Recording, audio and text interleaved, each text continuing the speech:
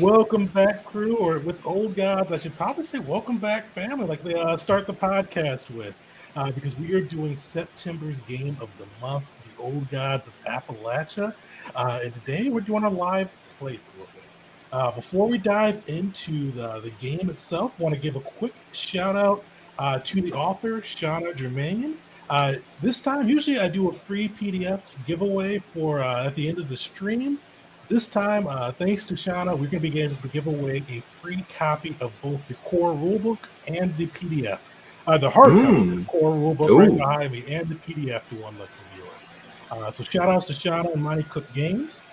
So if you win, and to enter, let me throw that in the chat. Just throw old gods into the chat, and we will be able to capture you in with our Nightbot. And at the end of the session, we'll roll it through, and one lucky viewer gets to take this home. One small restriction that we usually don't have, but with them able to give a physical copy, unfortunately, this would be U.S. only. So you got to be in the U.S. To be able to win this one. So hopefully, I know we've got some fans across the seas, but hopefully you guys are all U.S. and get a chance to win and bring this home. Yeah, let's set it up. So we are diving into the old gods of Appalachia world. If you haven't had a chance to listen to the podcast, I highly recommend it. My wife and I love it. I actually tried to get her to play the game with us on this one, but she hates games, so no dice there. But it's an amazing podcast set in the old kind of Appalachians from the 1800s through the 1930s or so. And it's kind of just a really cool feel. This mix of eldritch horror with kind of folksy tales, and it definitely kind of does a good job of like bringing in people, kind of bringing in like the personal aspect while still dialing up the horror. So definitely want to recommend. But yeah, let's get into our scenario here. So our crew of adventurers or heroes, or just kind of folk caught up in a bad time. They're going to be trying to help the citizens of a town named Coyote Run. Coyote Run is a little small speck of a town that if you had a map, you probably couldn't find it on it. Before, just about a year ago, when coal was discovered in the mountains by the town. And with coal came new attention that the town hadn't really seen before. The Barrel and Lock Company wanted to come through and build a railroad and start bringing in miners to start lugging out that coal from the mountain. And for a long time, the people were happy. With the railroad and the mines coming, that meant new jobs, new opportunities, new ways to kind of elevate Coyote Run from barely a speck on the map to a town people want to go to. And for a while, that's what happened. Workers came in, started building the railroad, started taking out forests and laying down tracks. But eventually, people started disappearing. And some of these people were kind of will become victims of the brutal railroad practices. The Barrel and Lock Company wasn't one known to waste a dollar on safety, and a lot of people died working on those rails. But some people just disappeared without being connected. Some school teachers disappeared, some local farmers with no real discernible kind of clue between it. And some people kind of after a while started to say that the Barrel and Lock Company messed with a force they didn't understand. That there was something beyond their kin within the mountains and the forest of the area that was pushing back against these newcomers that have started to devastate the land. And that's where our heroes are going to come in. These three adventurers, these three people of Coyote Creek have decided to come together and see if they can figure out what's going on and see if they can find a way to help protect the people of their town. Now, with that said, we're going to go through and find out who our heroes are. One of the cool things with the old gods of Appalachia system, it's got a pretty cool way of tying people to each other in the adventure. I've really become partial to these. I think the first time I saw it was Masked, but I really like these, especially for one shots, because it's a good way to tie people together quickly without having to set a whole session zero session to go through and build backstories together. So who wants to go first? We'll pick on because you get two things with old gods that kind of tie you into both your character and the adventure. We're going to do your characters first, tying you into other ones, and then we can get to the spot that ties into the adventure. We'll do that kind of all at once. But who wants to go first?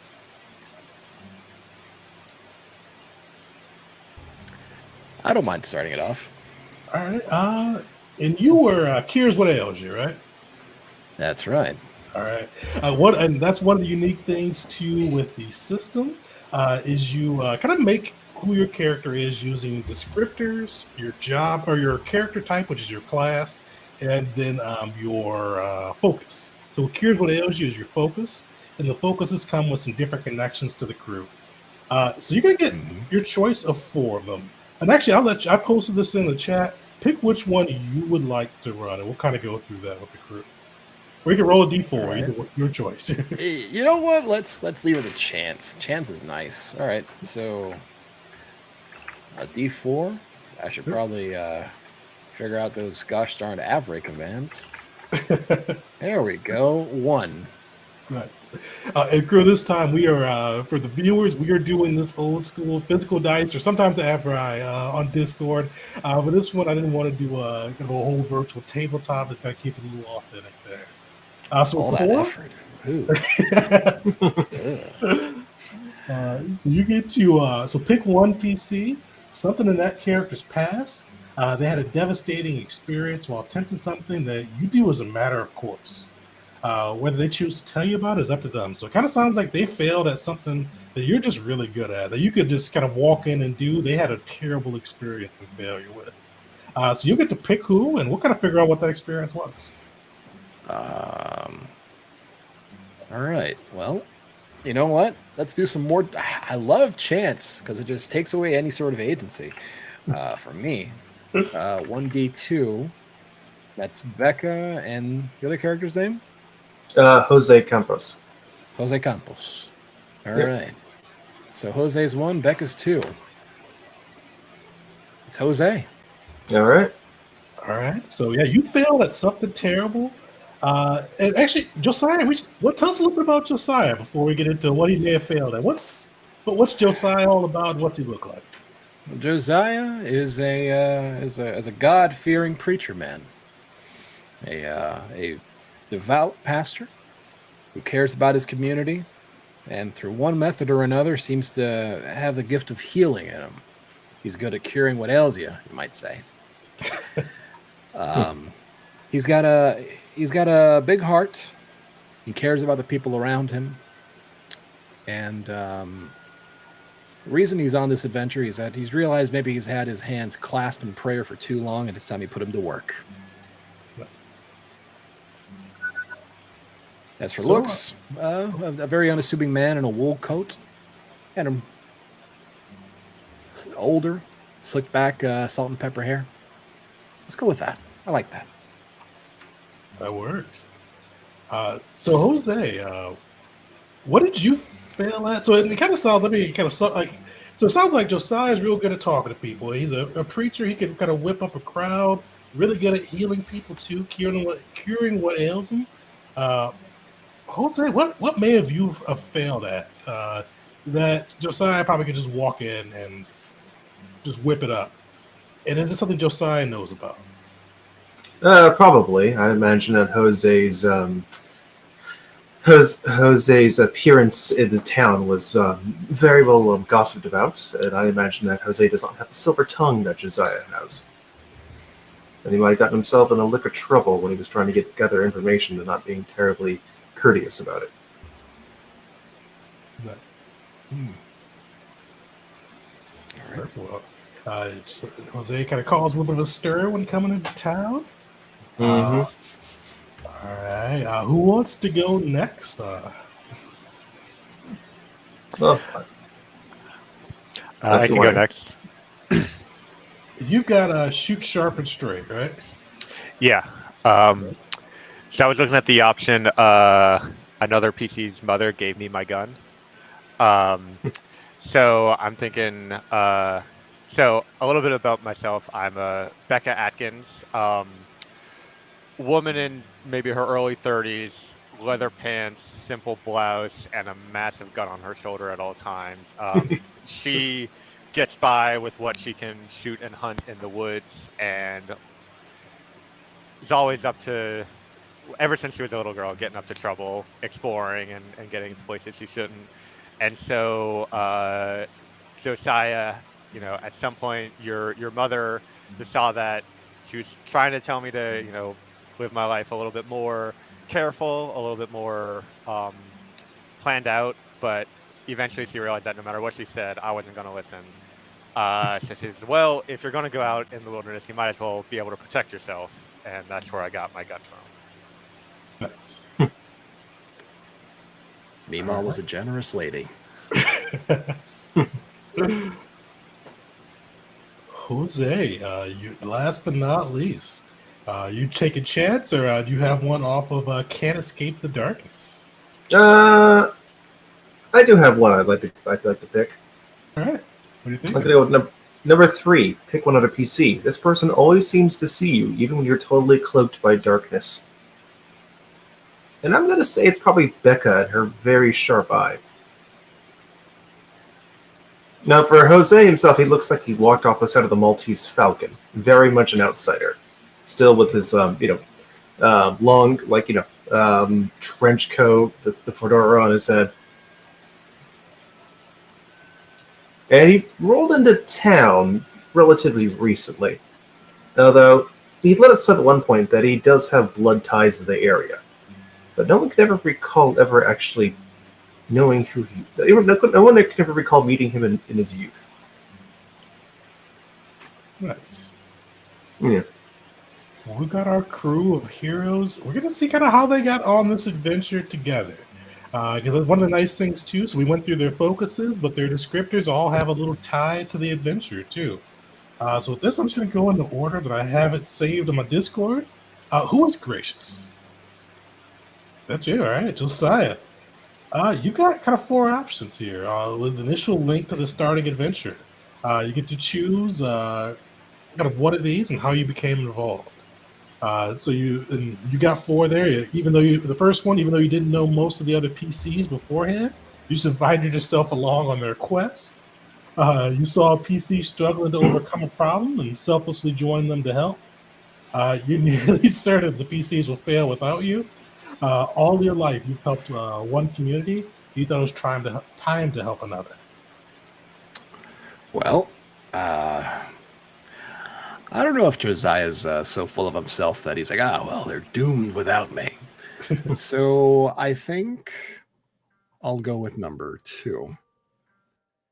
So I'm trying to struggle to overcome some sort of a problem, which kind of leads into the trouble that Mr. Campos found himself in. And having Josiah step in, I guess that kind of works together with that, possibly. That does. And I'm going to give you guys a little option to see kind of how we lead into this adventure here. Because it sounds like he got into town recently, kind of a little trouble with himself. So this town, because it's been kind of overrun a little bit. You see both people in the little kind of town of Coyote Run. Some from the Barrel and Lock Mine Company trying to preach about the virtues of the railroad and all the trade and commerce that have come through. Sometimes sweet talking to people, sometimes apply a little pressure to make sure they see the right way of things and kind of see the opportunity that's coming. Definitely one that if somebody came into town and rolled in, tried to speak against them, they may not look too kindly on it. On the other side, though, there are people that are kind of against this railroad going in. But the weird part about them is it's a lot of people you just wouldn't expect. One of the old grannies from kind of on the outskirts of town, known for fixing people up when they may have had a spill or two, is kind of saying that we don't need something like this desecrating the land. You've got others, kind of some of the farmers and old heads who've been around the town for a while, just don't want nothing new coming in. And some of those have been kind of getting into it with the railway supporters and trying to push this abomination out of their town. Jose, which camp did you run afoul of when you came into town? It was probably the local townsfolk, people who were wanting to push out the railways. Okay. Yeah. I think maybe by his questioning and his initial appearance, they must have initially thought that he was part of the railway corporation, and they did not take kindly to an outsider starting to press into their personal, Their personal lives, asking deep, probing questions, and not really giving much of a reason in return. This town, it's a small town, one of those ones that pretty much people have known people from the day they were born, and they probably would get a little pressed with an outsider coming in and asking kind of what they think is unwarranted questions. Uh, Mm-hmm. Josiah, how'd you diffuse that situation? Oh, actually, no, you didn't diffuse the situation for him. So yeah, you kind of got into a little bit of a funk, and Josiah may have heard about it as you came into town. And Josiah, you saw him struggling with that. What did you do when you saw him struggling with that? Well, all about trying to make people feel welcome. Josiah welcomed them. Hello. Welcome to Coyotes Run. He's right. Welcome to Coyotes Run. It seems like you're not making very much friends around these here parts. Which is What unusual. brings you to our lover?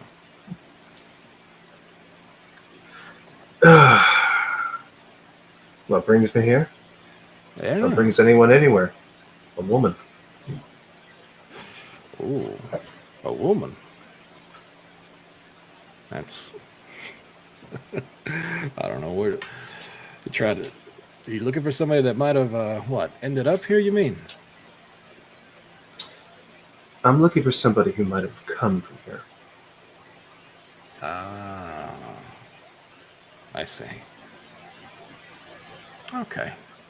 Well, the way folks were spinning it, they thought you were part of the railroad company. I took it by their colorful language that to be the case. Well, your fancy duds definitely didn't help them with that assumption. No, it seems like I'd walked into a bit of a powder keg. Yeah. Maybe a little bit of clarification on where you're from and what you're here for might help diffuse that said powder keg. I imagine it would. Yeah. Well, here's hoping the second impression's better than the first. And I guess that's how I diffused it. Hey, look at that. Well, yeah, the local preacher coming in and showing some kindness probably would have some of those people taking a step back. We found out how Josiah and Jose met. So we got the next one of our two questions, and we'll get into the adventure in full. We got Brash next, which I think is Becca Atkins. What's your initial link to the starting adventure? You got 4 choices. You heard what the other PCs are up to and instantly decided to join them. You pulled everyone together after you heard rumors about something interesting you wanted to see or do. You blew all your money, and now you find yourself strapped for cash.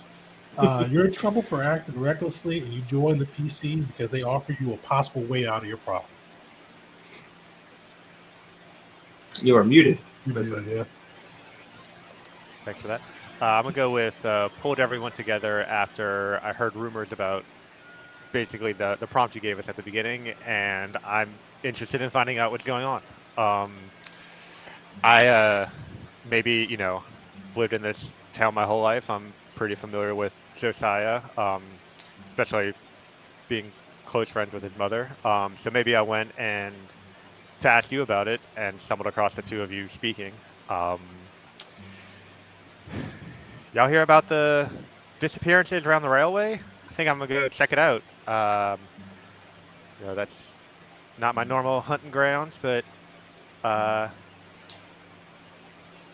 just want to let you know where I'm going if I don't come back. Well, it would be nice to know why the pews have been emptier than usual. And if you're looking for somebody that's disappeared, Mr. Campos, I think that might be a good place to start. I'd be inclined to agree with that, Father. Gross. Perfect. Well, brought into the adventure by Becca Atkins, telling you about these mysterious happenings going on. The crew has got a little bit of purpose now. We've got one last prompt on the side. So we got the skeptical Jose Campos. You got 4 as well. So what are your first one is you overheard other PCs having an opinion on something that you were skeptical about. So you approached them and asked for proof. One of the other PCs made you suspicious, so you followed them. You're trying to prove whether something is true or not, and you need money to do it. Your theory about something related to this adventure can only be validated by your own senses, so you came along. I think probably 2 or 4 would make the most sense, given what we've already built up. Yeah. And I actually have a question too for this one. Out of game, tell us a little bit about this girl. Well, not so much of a girl. He's actually asking questions about his mother. Okay. Yeah. Who was originally from here. Recently deceased. All right.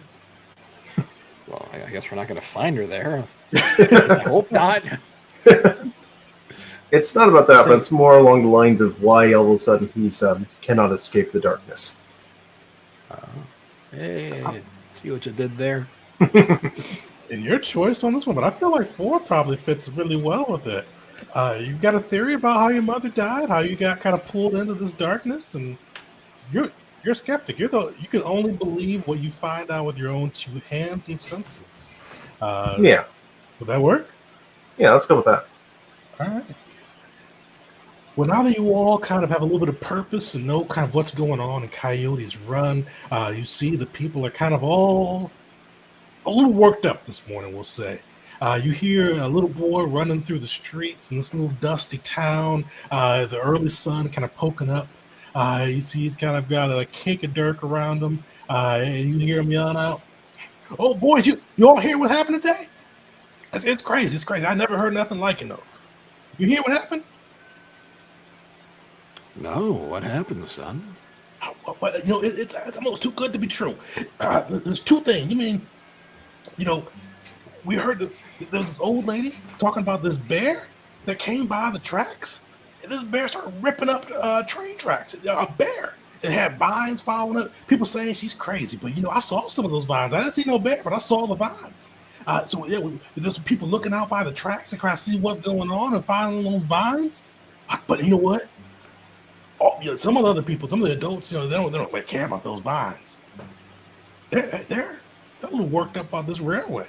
They said too many boys died in this construction. They're trying to press the barrel of lock guy and trying to push him out of town. They're outside his office right now, shouting and chanting and trying to get him to leave. My goodness. A bear, you say?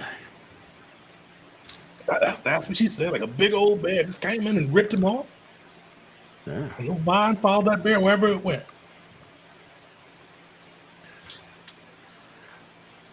I may not be remembering too much from my zoology courses, but that doesn't sound like terribly unusual behavior for a bear.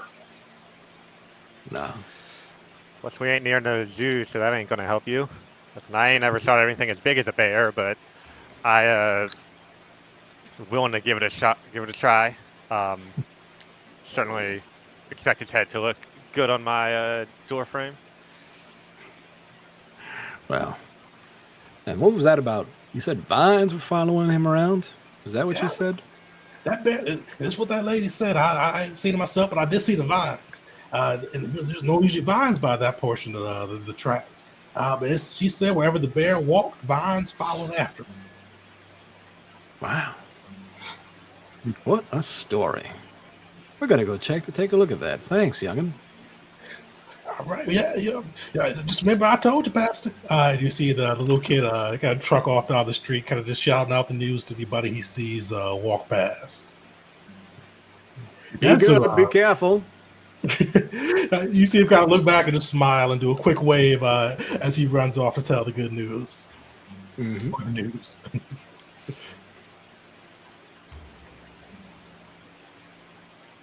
Well, Bears of unusual temperament.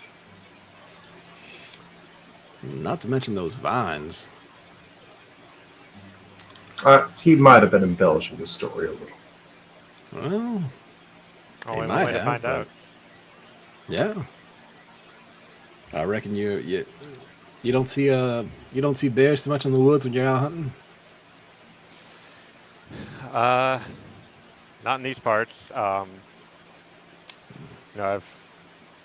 heard of them from a few towns over, causing problems, but strange for them to come this far south. And I want to get a look at those vines. All right, then. Well, shall we? Let's show. All right.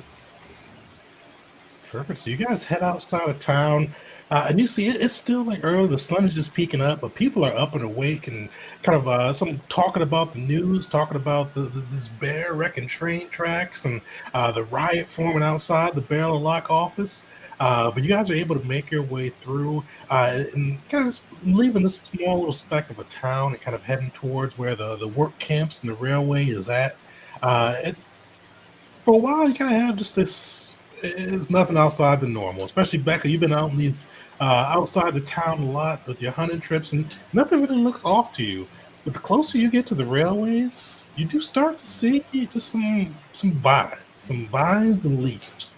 And the thing is, like they're not like vines usually kind of grow and they kind of grow and spread around.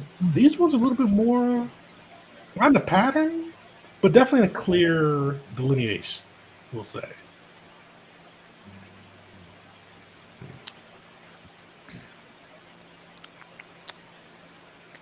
Yeah, with that, you guys are able to, after a little bit of time, probably about a half hour's walk, able to make your way to the work camp.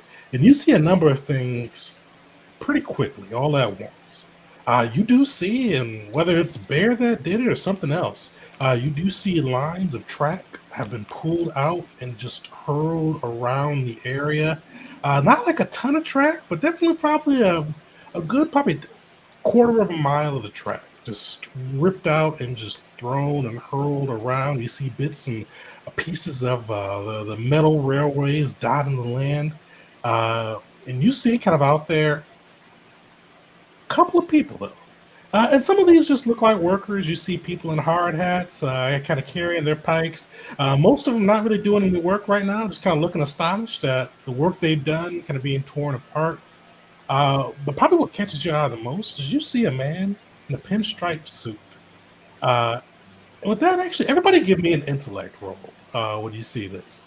We're going to say the target number is 4 on this. So 4, and with the old gods of Appalachia system, the difficulty tier is 4, which makes the target number 12 on this one. So you guys get to roll your d20.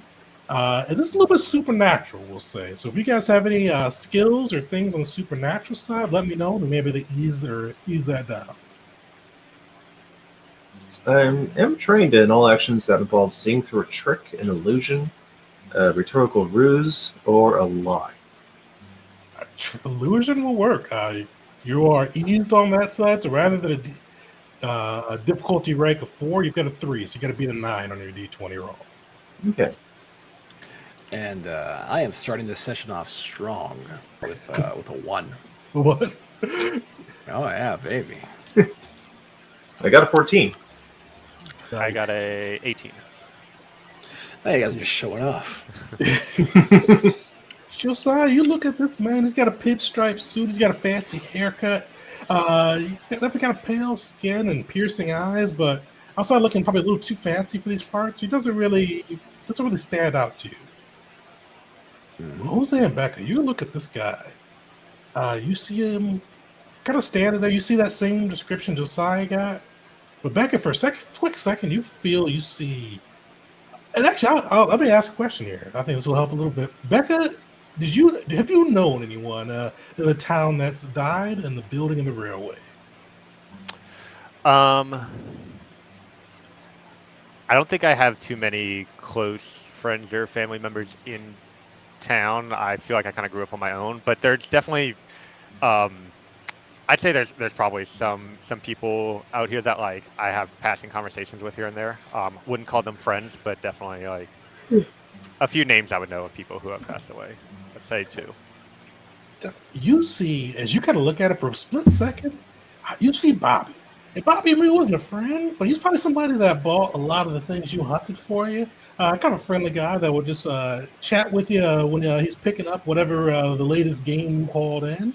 And you see, it looks kind of bloodied and battered. You see kind of like stitches right from that pinstripe suit guy to Bobby with half of his body caught beneath. Or kind of a mislaid piece of track that fell on him when they were trying to bolt it down. You see kind of his crumpled body, bloodied, and all that, just kind of interposed with the pinstripe suit. But you see it flick just like that and goes back. Jose, as well, you're new to town, and yours is kind of a little bit different. You see it kind of flicker, and you've seen darkness. You've kind of you can't escape the darkness. Can I make a suggestion? Oh, go ahead. Yeah. So, Jose Campos would have been the right age to have served in the Great War. So I'm thinking maybe he saw like an old war buddy, somebody who would have died like of like trench foot in the trenches, just like a really inglorious way to go. We'll say not in the trenches. We'll say you saw this guy die. You are because this is way after World War or Civil War. So you saw like an old. Oh, I was thinking like World War One. Or World War One even. Yeah. You saw one of your buddies on that side. You guys were hopping a train to kind of get to the latest front. And that train got bombed. You made it out. Yeah. But artillery fire. And you see kind of this pinstripe suit for Josiah. It just looks kind of like a fancy line. But for Jose and Becca, where you see kind of death as you look at him, you see him kind of turn his head as you all approach. It kind of gave you guys all a piercing look before kind of putting on a smile that doesn't seem all that friendly. Definitely kind of a pleasant smile, but doesn't really kind of reach his eyes. And he goes, "Oh well, welcome." And you definitely feel his accent kind of doesn't fit the local area. He definitely has one of those. Definitely, not even something that has like a New York. He has like a I studied overseas accent. Definitely kind of that well-educated, well-money type accent, old money type accents. And he goes, "Oh well, don't think I've had your pleasure before. Come to see our new tragedy. It's been a terrible day for the rails, but we'll persevere. Have you come to help? We always need more workers." Before saying anything, I'm gonna pull out. I have a camera, and take a picture of him. Okay. Who needs social cues? No. Hey, I'm brash. I just gotta do the first thing. I know it's fine. It just tickled me. Yep. So let's see. I can check on that one. Save DC or difficulty 4 is a DC 12 on that. Sorry, what was the roll? Intellect. Okay. I think I want to put effort into this roll. So I spend 3 points for my pool, and that reduces the difficulty. That's right. Reduces it down by 1, so that make it a difficulty 3, so a 9 target number on that. All right. 14. Solid. You see kind of like he extends his hand. You take that picture of him, and for a second, you kind of see that same flash of what you saw before, that same broken body as you come across. You almost feel like as you see him kind of not recoil, but kind of almost flinch just a slight bit as that camera flash goes off, and he looks at you with kind of a piercing look, and you feel just a little claw, almost like at the back of your brain. Unfortunately, you're able to push it off. And you see him just kind of straighten his face back out, straighten his suit, and he goes, "Wow, well, that wasn't friendly. I offer you a job, and you over here taking pictures of me. But my friends, that's a problem in the past. As I always say, in the service of these great rails, we meet sometimes the uncouth, but even the uncouth can serve a purpose." Wow. Apologies. I'm sure Becca was just quite taken with your finely tailored suit. That is a lovely pinstripe. I'm Josiah Payne. A pleasure. Josiah, you see him kind of hold out his head. Oh, it is good to meet you, sir. My name is just, they call me Barry. But my name isn't important. What I do is important. You know what I mean? I feel like you know what I mean. Well, I'm inclined to listen. What? That's good to hear. Because you kind of see him gesture around to the destroyed rails around him. We're out here trying to bring prosperity to this town. We want to bring jobs, and the railway is the best way to bring jobs and commerce. But some of these people, they couldn't show them the light if you held the face to it. And they come and wreck what could be good for the all.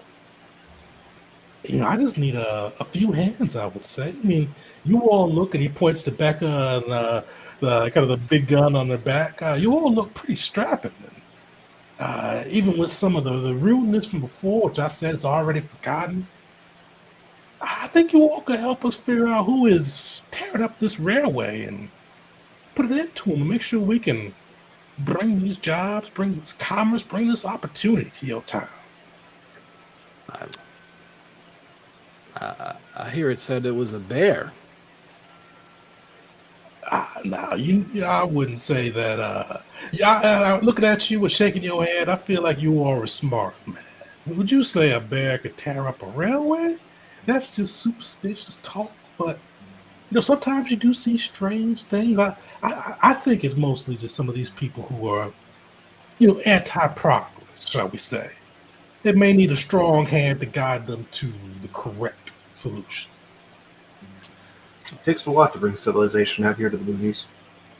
Oh, you telling me? Saying something I don't know. He's gonna hold out his hand like Jose Campos, private detective. Oh, Barry. I work for the railway. Some call me the railroad man. I'm gonna just walk past him and start looking around the camp for signs of bear tracks, or something that might indicate that there's a evidence of a bear that I can use to prove him wrong. Okay. Definitely. Do you have anything that could be used for kind of like awareness or hunting or tracking? I'm trained in both perception and tracking, if either of those apply here. Perfect. So sweet. Yeah, this is would typically be a target number 3, but you bring that down to 2. So you said to beat a 6 in your D20. That's a 10. Solid. You look through, and sometimes it feels like the vines almost cover it up. But looking through, kind of peeling back some of those vines, you do actually see a big old bear paw print in the dirt. I'll move the vines aside and kind of stand up while pointing down at it and say, hey, railroad man, I found your bear.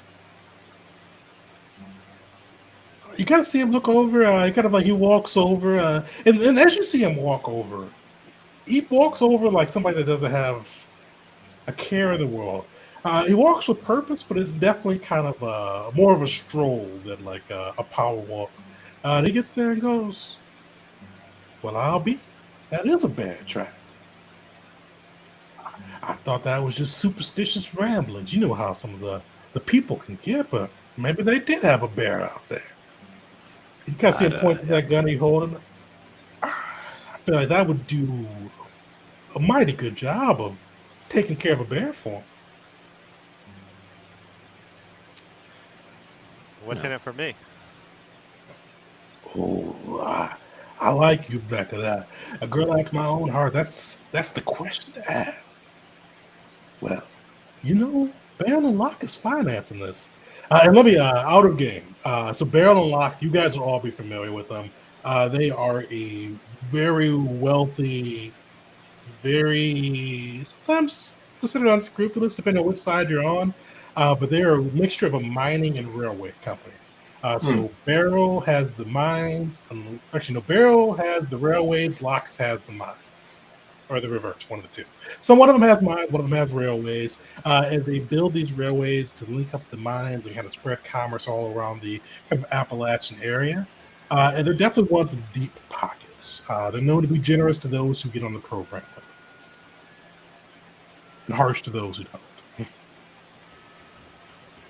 And he looks back and goes, "Oh, I definitely could make it worth your while. You know, I always like to put just a bit of kind of a couple dollars in the hands of those with the ambition to earn it.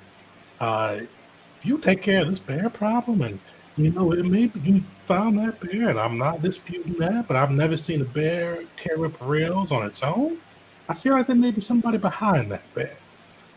So we'll say, you gotta see him look at this destroyer track.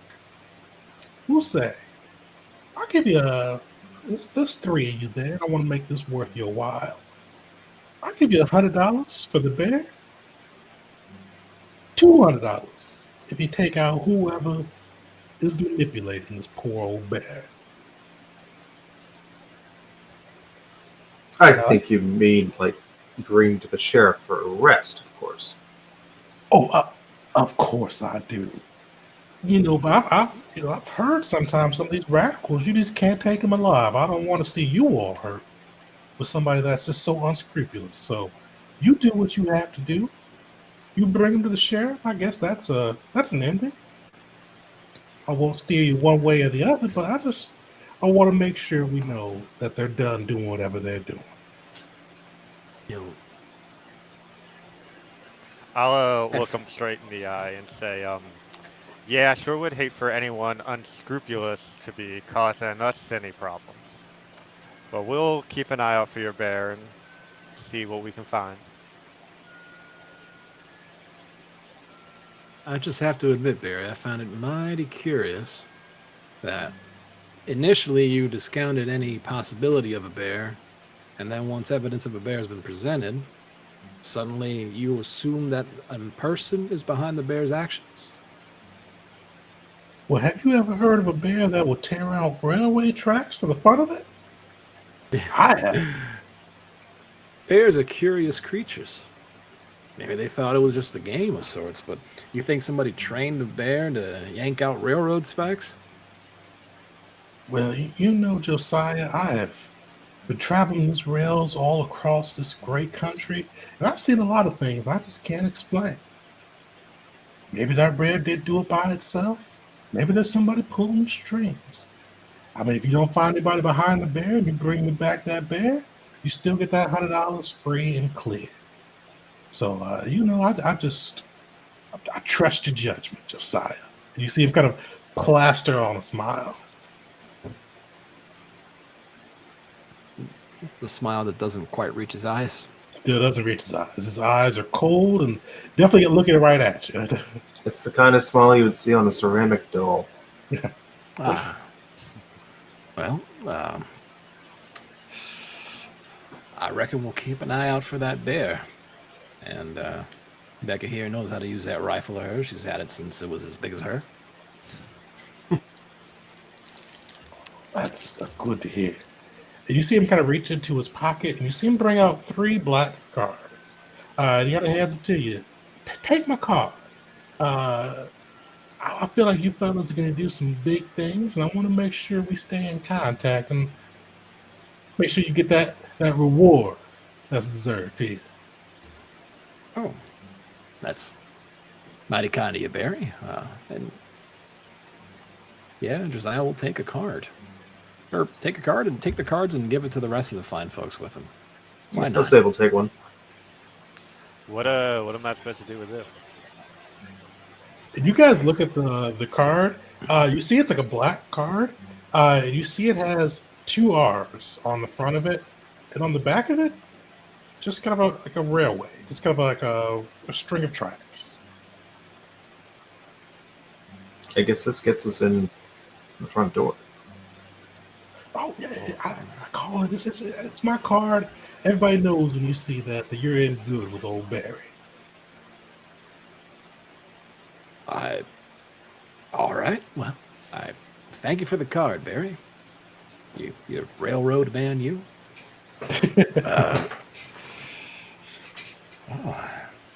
Not what I expect to do with my day off, but I guess we're going bear hunting. Before we head out, are there any? Did you mention there were like people working on the railroad, like normal workers in this camp? You do see normal workers around, and they're so nobody's working right now. They're kind of all inspecting or they're inspecting the damage. So yeah, you do see kind of normal workers around. And actually, one thing I should have mentioned this too. So you guys do see kind of behind Barry, you see this robust gentleman. Will say he is big, muscled, at least 6'4", probably pushing 6'5", and he's just standing behind Barry, and he's got like the whole time you guys were standing there, didn't say a word. You see, he's got like on a suit, but it's definitely a cheap suit. Uh, and his eyes, like Barry's eyes, the railroad man's eyes, just they seem cold and just disinterested. His eyes, almost looking into him, you could get lost in them, but not lost in the fun way. Lost in them because they just seem like they're just bottomless pits, just almost hollowed out. As he's standing behind Barry, you assume he's security. You assume I don't know what you would think about him, but you see he's standing close to Barry. But if you looked at him and smiled, even tried to engage him in the conversation, he would just kind of keep staring at you with those hollowed out eyes. Is he armed with a weapon? Yeah, actually, you see, he does have a pistol on his side, and he got his arms crossed behind him, and the pistol's the only thing you really see. But his arms, like it definitely looks like he's used to hard work, and looks like his hits could. If you got into a ring with him, you wouldn't want to take too many of those hits. Yeah, so I'll head up to the worker who's like furthest from Barry and his friend, and just kind of ask the worker like, so what do you think of the Barry in the suit? And you find a worker, even though he hasn't had done much work, they are already covered in dirt. Got kind of an old hard hat that's just dirted up, mud covered. You got some suspenders on. He looks at you as you come and goes, Barry, I don't really like talking to him too much. He's a little highfalutin, a little creepy sometimes, but he's come through for us. I mean, I've never earned so much on a job before. So he's treating you all right?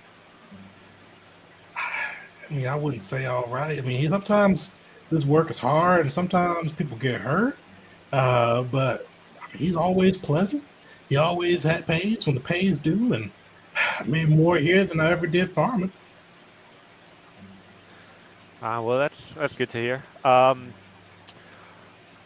Listen, I think you might find this useful, and I'm gonna hand him the black card that Barry gave me. All right. You see him take the card, flip it over, and goes, "What's this?" Hell if I know. And then I'll just walk away. You see him kind of still puzzling out what it is as you guys walk away. What are you all doing next? Are you all following the vines and the tracks? Are you following or trying to figure out what the ride's about? How are you all proceeding? Come on, boys. I'll show you where the bear's at. Oh, all right. So I guess while Becca was doing that, Josiah would have just been taking a closer look at that bear print. I'm just trying to gauge the size of this thing based on the size of its foot. All right. Yeah, give me a. Give a skill that you think would fit this. Nope. All right, we'll I say got nothing. not too hard. You follow the track, so we'll say it's target number 2 on the side. All right. I got a dice. Let's see if it rolls nice. A 9. Yeah, you take a look at this. This is a big bear. Like probably not the biggest bear around, but it's definitely a big bear. And and you see kind of like it's pushed in the ground pretty hard. It's definitely a big weight. You see the paw print is large and wide. Definitely kind of it's definitely a mature bear. It definitely has some heft to it behind it. And you kind of look and you see some fur left behind in the print as well. And you see it's kind of got like a little bit of a black and gray coating to its fur. I'm trying to remember. Is it black fight back, or is it brown lie down? I forget. Oh, I have no either idea. way. I should know. Right. There's some bears in Michigan. I probably should realize or I learn. mean, I'm in Florida. My issues are closest to the ground. I'm covered in scales. So, but yeah. Either way.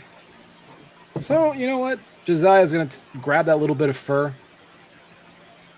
kind of get it between his fingers, and then just let it blow into the wind.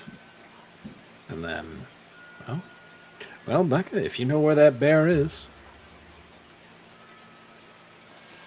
I'll try to see if I can follow the direction of that track to another one, and hopefully another one, and maybe using some vines for guidance. But I want to really focus on the bear tracks. yeah, Definitely. So you're able to, and the nice thing with this is after you kind of pull some of the vines across, you see that the bear tracks are pretty easy to spot. And luckily, the vines make it even easier because the vines are pretty much where the tracks go. So you are able to follow this. And you guys kind of move another half hour away from the camp. As you leave, you see kind of Barry's eyes, the railroad man's eyes, just kind of following you as you go, with his big goon behind him as well, just kind of staring at you as you all make your way outside of the camp. And you kind of go through, it's a half hour of trekking, kind of going from the cleared areas where the railroads can be built, where the forest used to grow dense and now been stripped down to the ground. You actually get back out of these clearings into the forests themselves. And eventually you approach this little, or not little, I should say. It's a pretty large river. And Becca, you're a hunter. You probably have been around this river before. It's known to have strong currents. It's definitely one that it needs a little bit of a strong swimmer behind it. But you see it coming through. And one of the things you spot even immediately, no roll necessary, is you do see some of the vines kind of look like it goes kind of just floating on top of the water through the river to the other side.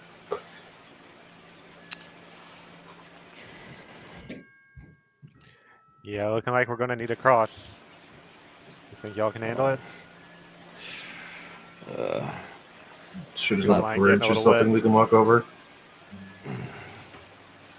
Yeah, Becca would know this area is not developed. This is kind of the back country. There's no bridge out there. You either go kind of hours around the long way, or you kind of swim through. I mean, how wide is this body of water we're talking? It's decently wide. I'd say probably three like Olympic swimming pools length. What? That's So I don't know how long an Olympic swimming pool is, but kind of three of their lengths across. So not crazy, but definitely one that could tire you out a little bit with the river pushing against you. I got a 50-foot rope, but it looks like further than that. I wanted to throw a rope across to use for some guidance. I don't think it would make it all the way, it sounds like. That's 500 feet we're talking about there, Tegan. Yeah. Is that crossing on that all right? side? Okay, that's. You sure that's not a lake? My God. You sure it's not the Mississippi? Yeah. Yeah, so the nice thing with this too, if you have items like rope, if you can find a way to use them to make it easier, you could definitely use that to bring down ease down the target number as well. And we're gonna say this has a target number of 4, a difficulty of 4, so a target number of 12. Trying to swim through and keep yourself safe as you make your way across this raging river filled with vines. Well, do those vines look sturdy enough to pull ourselves across the river? They do look like, and you've seen some of these vines on the ground before. If you pulled and tested them, they do have some heft to them. All right. Well, I've also got 50 feet of rope because Why wouldn't you bring rope on an adventure? Doesn't matter which one. All right. Maybe we tie ourselves together and use the vines to cross, but if one of us loses grip on the vines, the ropes will keep us all together. I The think other that's two not a can hang bad on. idea. Very, very, very good idea.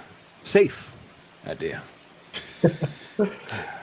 So So that make will this a work. good idea. That will ease you down by 1. So it'll be a target number of 3 now, bringing it down to 9. All right, so I guess we'll. I hope one of us is good at knots. No roll for that necessary, but I am going to roll a dice myself. So Uh-oh. Jose, you're 1. Becca, you're 2. Josiah, you're 3, and 4 is my choice. Mm-hmm. Oh, my choice. Perfect. All right. Sweet. So you guys, you guys are able to tie the rope around you. It sounds like you all are going to be using the vines to pull yourselves across. Who's going in first? I'll dive in. I'm not wasting any time. All right. Everybody but Becca, give me a roll. All right. Well, that ended up behind my TV. But also, while they're rolling, if you haven't yet, throw Old Gods into the chat for your chance to win a free PDF copy and hardcover copy, courtesy of Monty Cook Games. And I think we've got 5 people in so far. So make sure you're in on that side and get your chance to bring it on. Is that the book behind you, Tegan? That's a handsome-looking piece of literature back there. They've got some really cool art in this one. I actually like the art. Yeah. So definitely one you'd want in your collection. By the way, I rolled a 9. All right. Jose, how'd you do? I got a 12. Well, all right. So you all are swimming pretty well. But the weird thing is, you guys are kind of going through swimming. But as soon as you guys see Becca dive in and start trying to pull herself along the vines, you see those vines start to react. And we're going to be using one of their mechanics called a GM intrusion. So the vines start to react, and Becca, you see them start to retract, and you see it start to wrap around your hand, and you see those vines start to pull down. They start to pull you beneath the rushing waters, and you all see Becca, who initially was coming out strong, kind of making her way across, and you see her about partway through get pulled down below the rushing rapids. And with that, so the GM intrusion, you're going to get Becca 1 XP for yourself. XP are pretty cool in this system. So you also use them for advancement, but you can also use them for player intrusions. And each of your character types have different intrusions you guys can do. So you get 1 XP, and you'll get a chance to award somebody else with an XP as well. Because whenever the GM does a GM intrusion, you get a chance to get 1 for yourself and 1 for somebody else.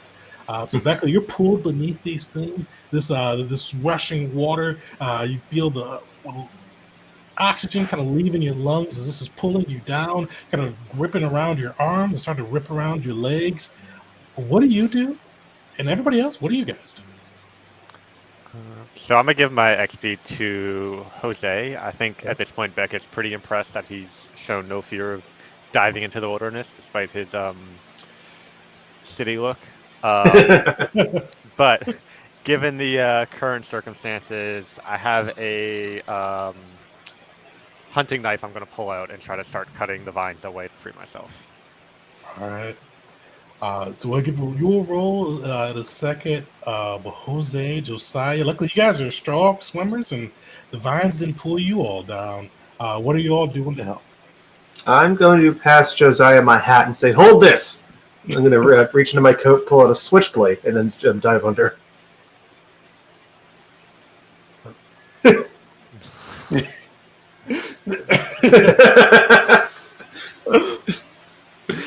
It's an expensive hat. Don't get it wet. But yeah, I'm going to try and help cutting the vines. Sweet.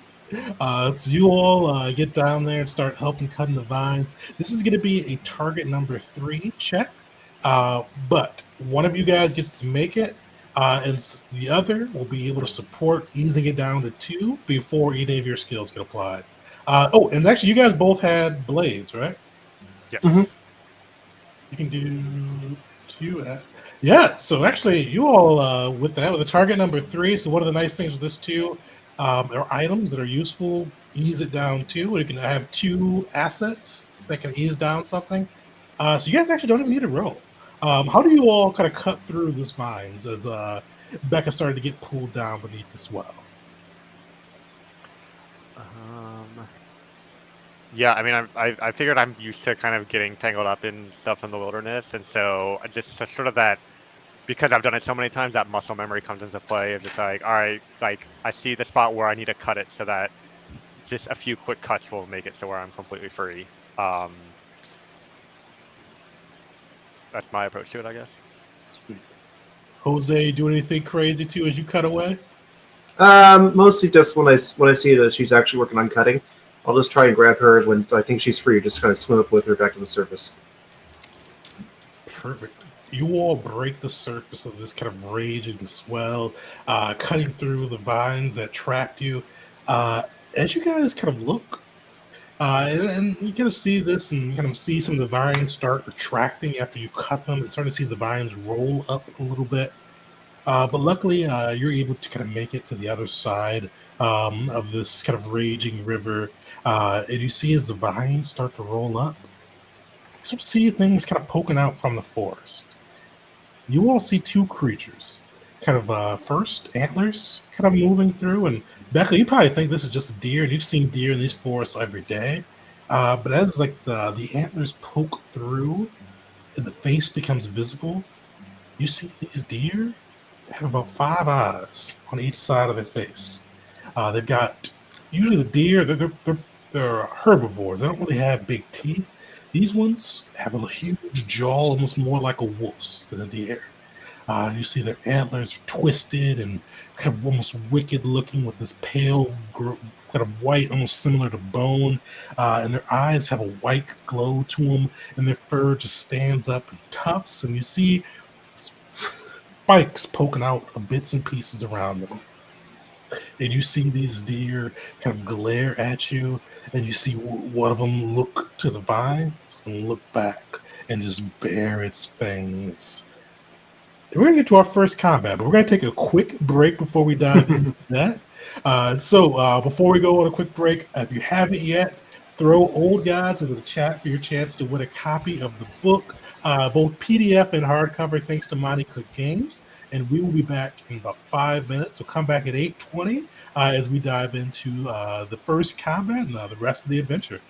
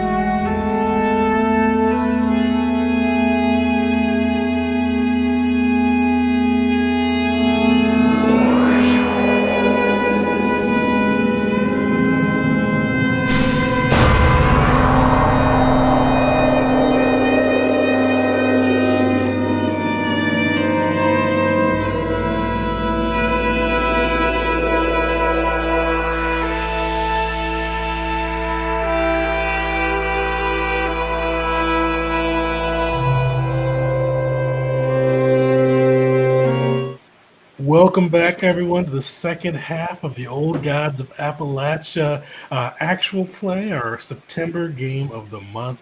Our heroes, they've taken a little bit of a path. They found this, we'll say, well-dressed man named Barry, working for the railroads, who told him about this bear, or they found that the bear had come through and torn up tracks and left a trail of vines behind it. And you all were able to follow the vines, even though these vines almost seemed to turn against you as you went through this raging river. And as you all cut poor Becca free and made your way up up and out of the river, you saw these creatures poking their heads out from the forest. You see these wicked-looking deer, or not deer, type-looking creatures with vicious teeth, 6 eyes or 5 eyes on each side of their face that glow an eerie white. And you see them baring their fangs, lowering their antlers, and are poised to strike. So we're going to get into our first combat. For initiative on this side, you're going to make a speed check. And with that, it's going to be based against the creature's target number to see if you go before or after the creature. And then you guys, within that order, can kind of determine when you as players go. So everybody give me a speed check. And what is that target number for this creature? 9. So you're beating a 9. See if you go before or after it. I am trained in initiative, so it sounds like I need to beat an 8. Or you need to beat a Wait. 6. Right. Okay, because it's 5 threes. Yeah, I rolled a 16. Nice. Dang, I have rolled a 19. Huzzah. I got a 10. All right, so all 3 of you guys are on the ball. You saw the vines working against you, and you see them as they start to roll up, and probably expect something sinister to happen. And you look up and you see these creatures move, and as they waste time bearing their fangs, you all spring into action. So as players, you guys get to kind of determine amongst yourselves who goes first and how you act. So these creatures are a small distance away from you.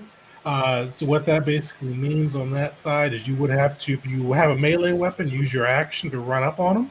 But if you have a ranged weapon, you can attack them. And they pretty much outside of that, that's where they are. So you can use your action to move, attack, activate a weapon or spell or thing that you've got, and anything you want. So you 3 are up. Determine how you want to handle it. I mean, I think we all know what Becca's going to do first. Yeah, I think we know what Becca's going to do first. She's gonna talk this out. She's gonna talk. Yeah. She's going to commune with nature. But unless y'all have something you want to do real quick, I'm going to unsling my heavy rifle and fire a shot at the closest one. All right, go for it. I think Jose's going to grab his hat off of Josiah's head first. So for a rifle shot, that would be a speed check, and you've got to beat a 9 as well. I'm going to put some effort, and I do have 1 speed edge, so I spend 2 from my pool to do that. Brings it down to a 6, and I rolled a 17.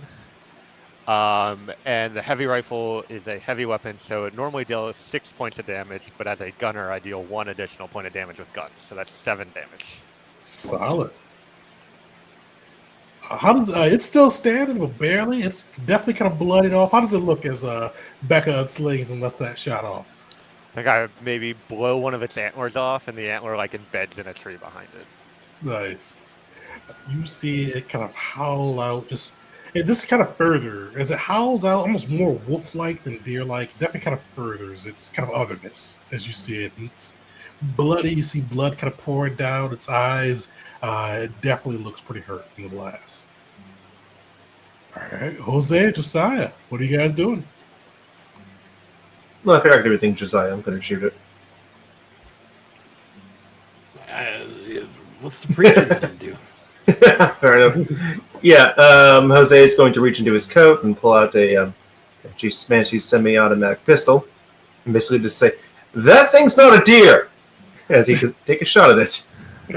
All right, give me a speed check.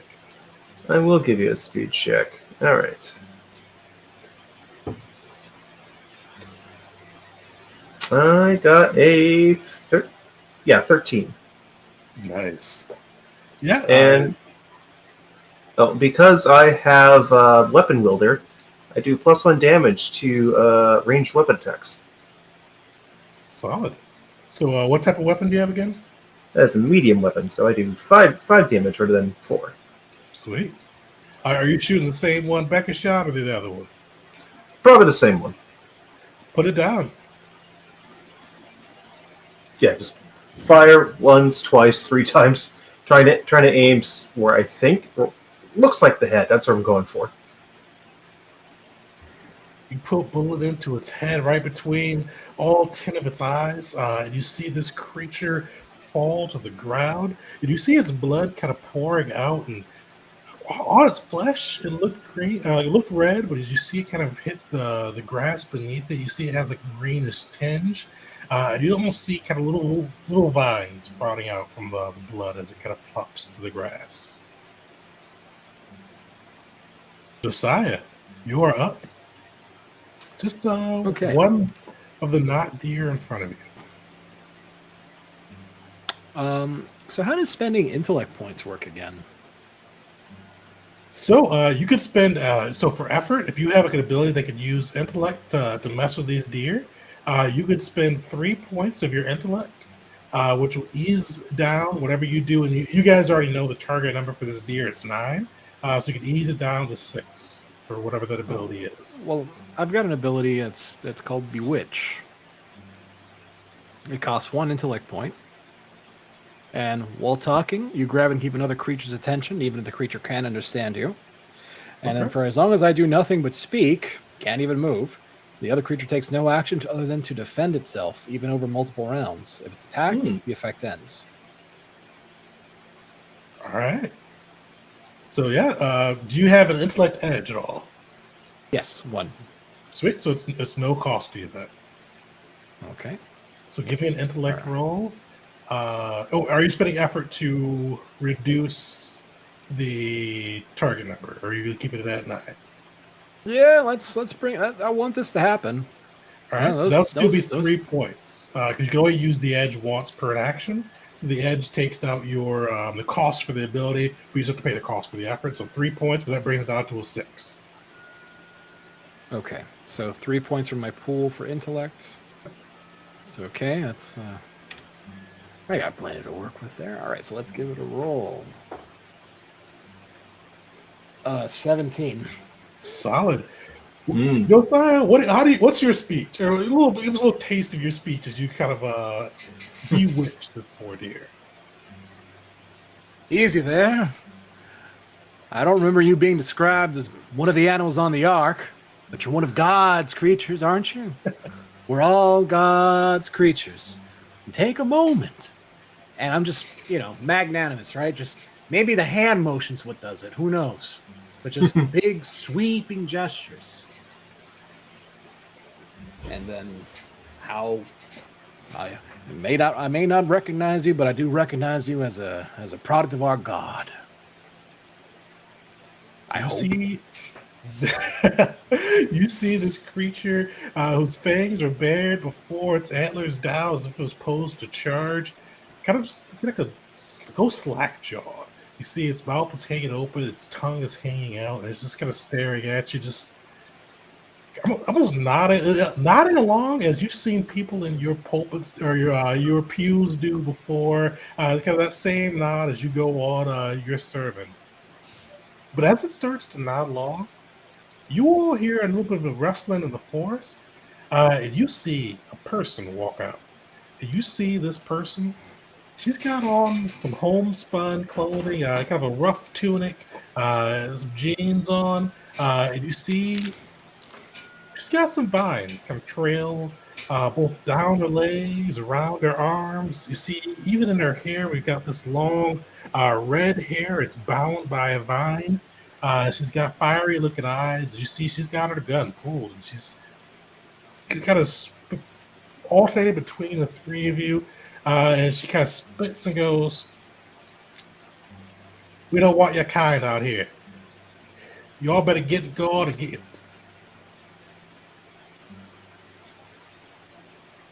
It was also we're out of it. We are out of initiative right now. That that deer is bewitched. And he said it goes as long as nobody does anything hostile to it. It doesn't do anything hostile, right? And I think as long as I do nothing but talk, I can't move. Okay.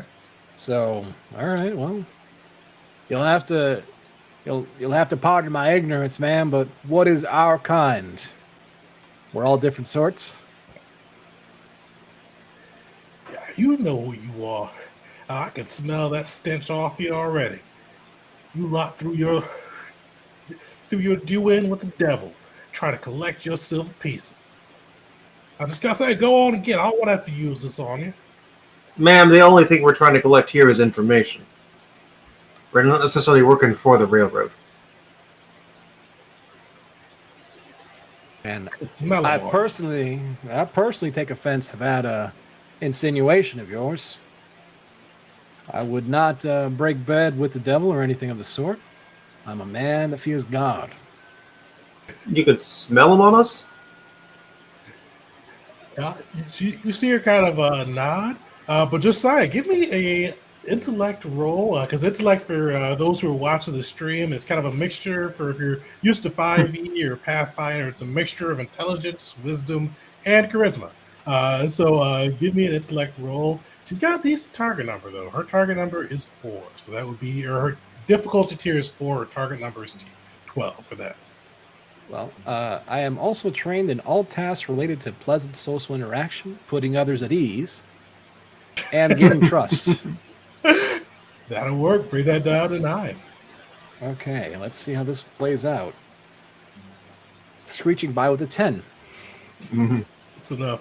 And she goes, kind of, you see her, like, she doesn't bring the rifle all the way down, but you see her kind of tilt it, like it's angled now more towards the ground, but it's still kind of up and ready. She goes, I smelt them on you. I'm gonna pull out the card. I don't want to shoot you. And Referring to this, ma'am? You see her look at that card. You see her spit again. Doesn't raise her rifle, but she does kind of glare at you. I knew you all were in his pocket. Take that and just rip it in half. You rip it in half? Yeah. All right, give me an intellect roll. Oh, okay. We're doing this. All right. Yeah. Like I'm intending to destroy it just to show that I'm not, I'm not in his pocket. 11. All right. Unfortunately, it is not enough. You try. Can I help him somehow? Oh, we'll see after. So you see Jose kind of reach up and with a flourish, like he starts to rip it. And you see, like before even the paper tears the slightest, his eyes like flash a bit, and then you see him kind of like. Actually, I'll see how Jose. You feel kind of this weight, and you just feel like not your mind pushing against you, but it's kind of like that primal, like danger sense in the back of your mind pushing against you, and you kind of see that buddy that you saw kind of get blown up on those train tracks. You see his face, you see that bomb blast, and you see kind of the railway afterwards, and you kind of see that all flashing, and you just kind of feel just a little bit of pressure. You kind of feel it almost slowing your hands to stop them as you try to rip it up. I think he's going to drop it and step away like it tried to burn him. You try to drop it, it's just in your hand. Like you let go of it, it sticks to you. What the hell? Throw in with the devil, that railway, man. I told you, just go on, get. I don't want to have to put some hot lead in you. These are your deer? They're not my deer. I'm just here to help protect what needs protecting. Is that what that bear was doing? Protecting what needs protecting? Was it even a bear? You see her kind of look, go apprehensive, but she looks back to Josiah before kind of softening her face a little bit and goes, yeah, he was protecting what needs protected. These people, I mean, You kind of see your face soften again a little bit. I know they're desperate. I know they need new opportunities. A bear on the lock and the railway, those aren't the opportunities. They're coming through and destroying what's been here for centuries. Somebody has to stick up for it. What's in it for me if I help you? You see her, like she spits again, and some of that softness goes. I don't need your help, but if you're looking for a payday, that rail man is probably your best bet, buddy. We're out here just trying to protect what needs protecting because it's right. Josiah's also going to try to get rid of his card after seeing the difficulty that Jose's having with his. All right. So target number 4, or difficulty tier 4, target number 12.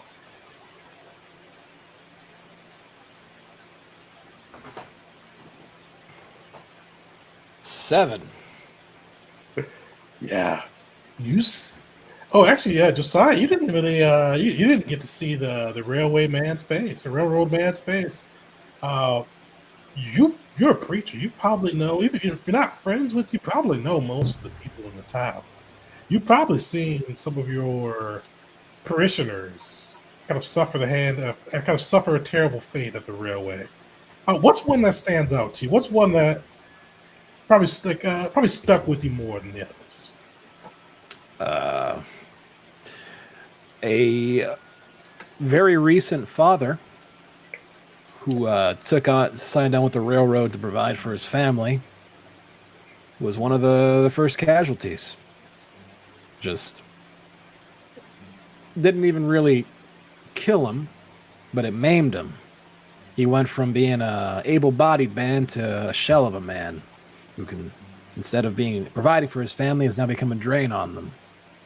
And that breaks my heart. And Josiah does what he can from the church's coffers, but it's only so much he can do. That stuck with him.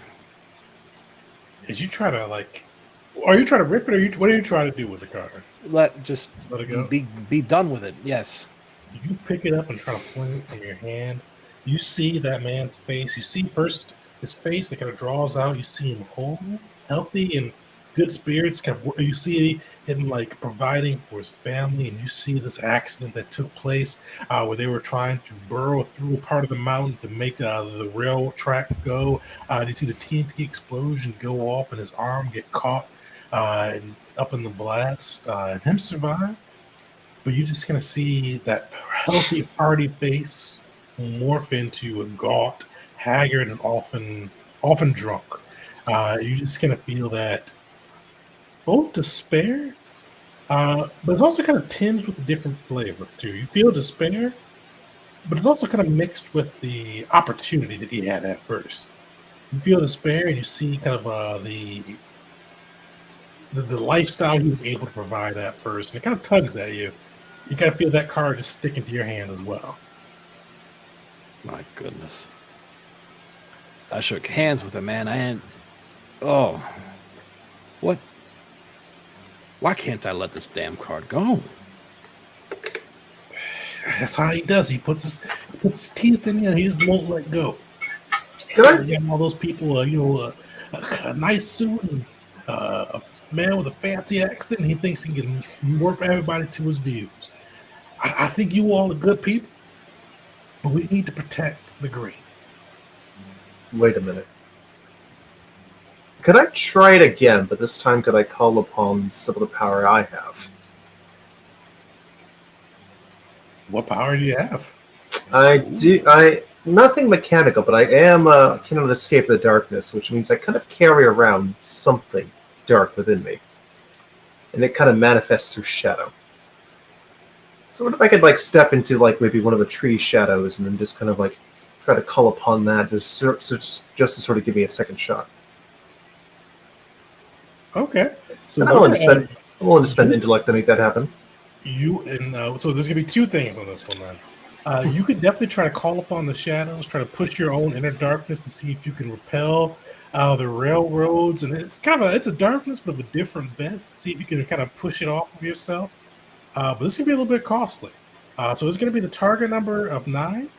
But you also, just to attempt the action, outside of the effort, can have to spend 3 intellect points to be able to attempt to try to call upon that darkness and push it off of you. Let's do it. I do have an edge, so I spend 2. All right. And I think that's how it works, right? You keeping the effort at base. You know, yeah. No, I'm going to spend 3 more in order to lower that difficulty. So that puts me down to 8 intellect. Okay. Let's see what happens. Not good. Yeah, well, you know, I had that XP point. I'm going to spend that for a reroll, which I think I can do. I don't think XP gives you a reroll. Does one of your abilities do that? I think I remember seeing that in the rules somewhere. Yeah. All right, well, reroll. Rolling to Yeah, die. it's under immediate benefits under spending experience points. Ah, okay. Then let's do that. 16. Nice. It's a struggle at first. I will let you kind of explain how your inner darkness manifests, but you are able to push back against you. Right? You kind of feel like this inky claws of the railway, just this intense greed that almost feeds off of the despair and lives lost in the pursuit of expanding its own rails, and it fights hard. And for a moment, it almost overtakes you. But your own darkness is able to. Your own darkness has its own claim on you. We'll say it is not one to share. No, this, like you said, yeah, something has staked its claim to Campos's soul, and it does not want anybody else to try to get at this. So yeah, I would say while he's in the shadow, there's like almost like a pressure more than anything else, but then kind of small, kind of like ribbony tendrils come out from nearby shadows, grab the card, and just tear it to pieces. You see, kind of as you do that, she's still got her gun pointed down. You see, like almost raises it a second as these shadows pop out, almost like takes a beat on you. But as she sees the card get destroyed, she points her gun a little bit lower, a little bit more towards the ground and away from you all. And she kind of looks a little relieved. Still, like she likes Josiah. You can see a friendly but cautious look at him as he still has his card in hand. But seeing that Becca and it's clear and Jose was able to break his own hold on it. Becca, I don't know if you remember, but somebody else has a fun card that she handed hers away. Giving it away is a free thing, but yeah.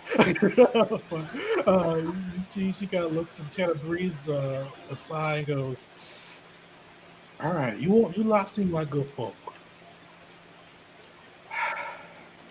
Kind of see her actually holds her sling the rifle back over her shoulder, and she goes,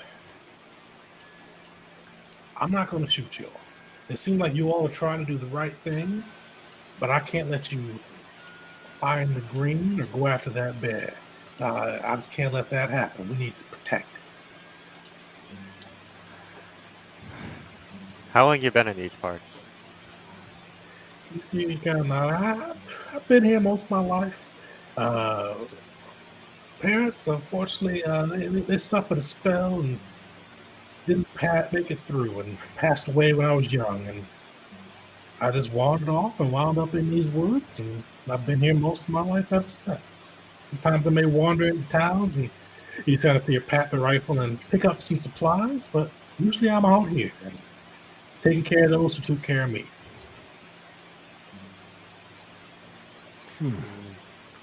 How come I never seen you around here? I usually don't want to be seen. That makes 2 of us. Now, if you all try to be real good folk, I could use some help. We need to make sure this railway is too hard to make, too expensive to build. we need to get rid of it. We need to push out this railroad man and those unholy goons that follow. I don't know if it's something that you all be willing to help with, but I'd mighty appreciate the assistance. I must say I do feel deceived.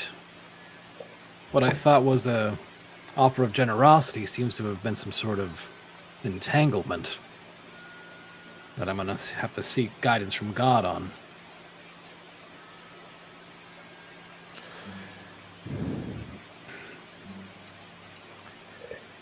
So you can, oh, go ahead. I was gonna say, I don't feel particularly kindly towards Barry, the railroad man, currently. And if this is how he conducts business with trickery and deceit, then I can only imagine that the railroad is likely a source of malice, and that I do not want it going through my town. You see your nine and go, trickery and deceit, that's his language. Only thing he cares about, and you see, she kind of spits and goes, the only thing he cares about is that railway. He ain't no man, no. He's something else. He not part of the green, not part of the dark. He just is, if I had to say, he's part of the railroad himself. Not some type of person, and not some type of thing you can kill. But this is something you can kind of get rid of for a time, if you know what I mean. Not entirely, no. And he goes, I've heard of folk, others that protect the green that have tried to put a bullet between his head and thrown some, burn him alive. And he'll burn for a bit. That bullet will sink for a bit. A couple weeks later, maybe a month, maybe 2 months, he'll pop up another section on the railway trying to keep expanding. What about that big friend of his? You know anything about that fella? That's a nasty fella. He's like used to be like us, just a regular old person. But some people make deals. It's not good for them. Deals with the devil, as our pastor friend may say. Mm-hmm. He got all hollowed out and took everything that was human about him and got placed with some power, but mostly the will of the barrel lot company behind him. Most folks I know call them hollow men. They're mighty strong and hard to kill, and very, very loyal to whoever's holding their leash.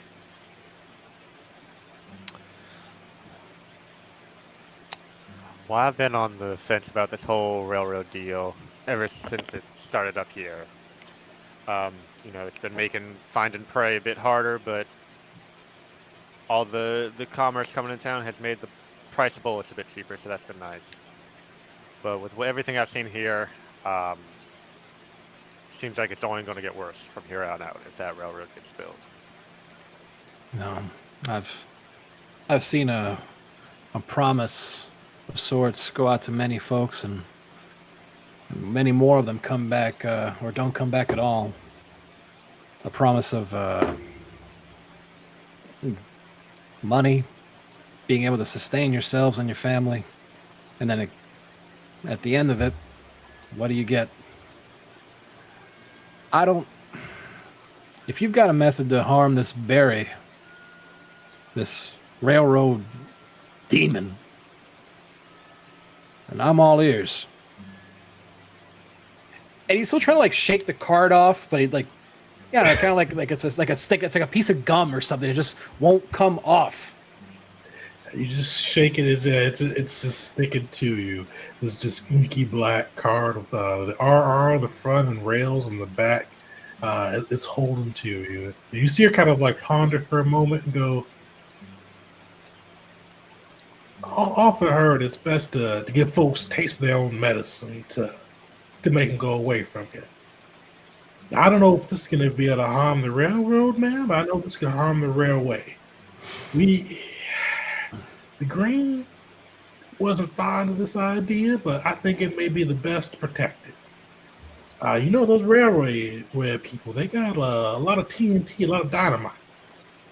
I think if you could go spread some of that dynamite along the tracks and have it go up, and hopefully if we can catch old Barry in the blast, we may be able to at least disrupt their efforts, make it too costly, and maybe keep Barry away for a bit.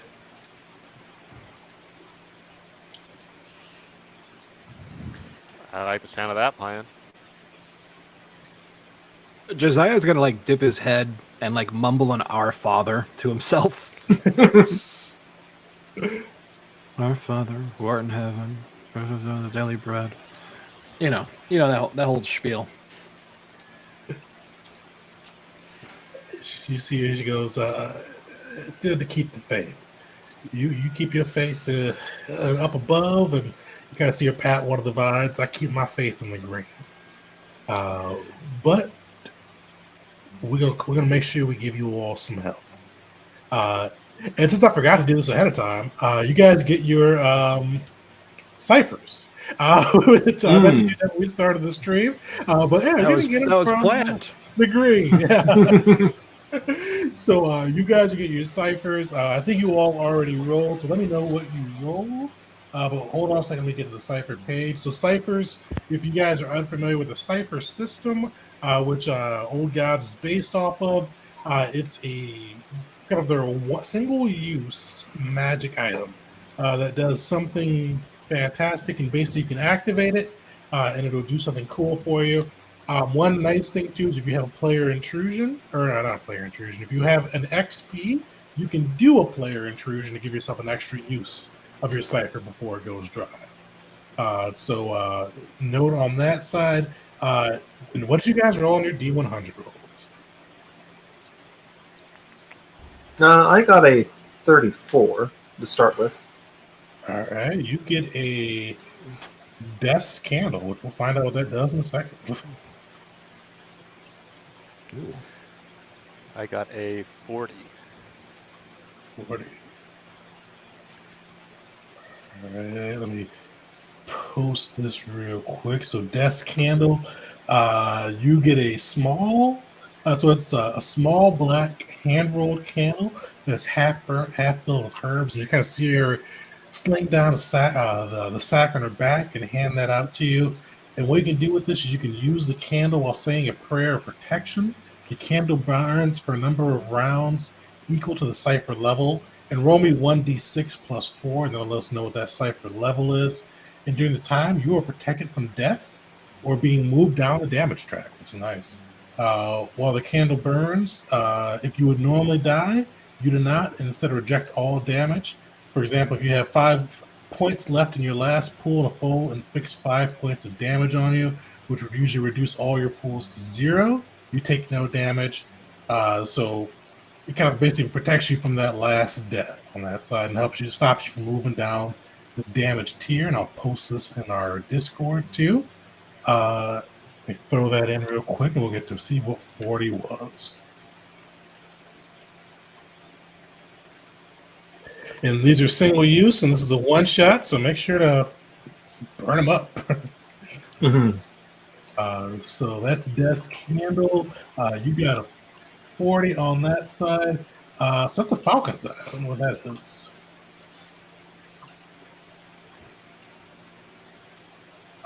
So figure of a bird's eye carved from dried beech. Beechwood. To activate the cipher, you hold your hand over your left eye while looking through the center of the figure with your right eye. You can then see 10 times as far as you can for 1 hour per cipher level, and this one is just 1d6. Just straight 1d6 for the cipher level. With a 2. Nice. All right, Josiah, what'd you roll? 21. 21. Yeah. You get a Charm of Retaliation. All right. Sounds nice. Yeah. So this is a necklace strung with deer teeth and dried elderberries. Definitely fitting. It's a fitting one, I feel like. Dipped in a creek on Easter morning. You place the necklace over your. To use it, you place the necklace over your head.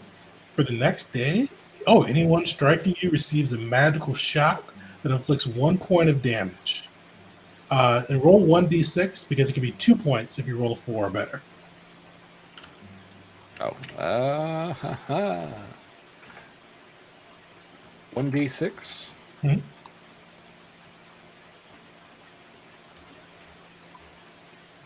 Hey, that's a 5. Thank you, Avray. I take back every bad thing I've ever said about you. Perfect. You all get. Oh, actually, no, Jose, because you're a protector, and for viewers on this side, protector's the only one that listed 2 ciphers. The other ones didn't mention any ciphers, but I thought they were supposed to get ciphers. So I checked on the Discord. And usually, what people do is keep the protector at their 2, but give everybody else 1 cipher, so they get something cool they can do. Okay. So Jose, what was your second cipher as roll? 11. 11. Ooh. Blessed strings. All right, not what I expected when I heard strings. Catgut strings made from a 3-horned goat. When the strings are played on an instrument, the ensuing song restores a number of points equal to the cipher level to the intellect pool of up to 4 allies. In long range, you can hear. Hmm. And you roll 1d6 plus 2 to determine what the level is. So you see her pull all of these gifts out of her bag. You see her put the charm of retaliation around Josiah's neck, and she goes, "Now I can see you struggling with that railroad's darkness. You get a chance, make them hurt with you." And you see her hand out the eye to Becca, and she goes, kind of pats her own rifle and then looks at Becca's admittedly larger rifle and goes, I feel like you got a keen eye over there, Missy. Now, if you get a chance, make sure to put this one's to use and see how far you can see. And you see her pull out 2 gifts for Jose, and she goes, "Now I can see this darkness is really playing with you, and you got your own little darkness that's playing back with it. Take these." You see her pull out the candle and the strings and say, at least keep that darkness at bay with the candle. Keep death away from your door. And hopefully these strings will keep you and your companions' minds sound as you all fight the good fight. I appreciate that. Thank you. And don't worry about me and death. We're all friends at this point. You see her kind of nod gravely and say, "Imagine you are."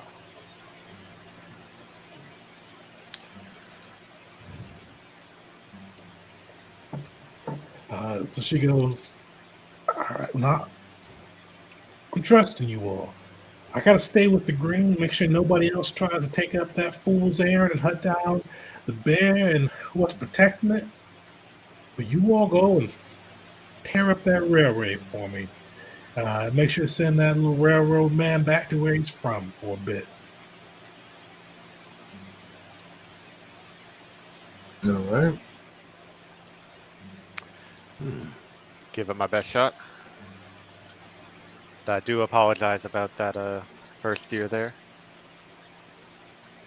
You see, kind of, she nods and looks at the poor fallen creature. And you guys see that blood that spilled that was kind of making these little vines is spread, and larger vines are growing from it. She goes, "I appreciate you apologizing, but things that come for the green eventually go back to the green. That's just the way of it. I'm just glad you all didn't keep going when you didn't need to."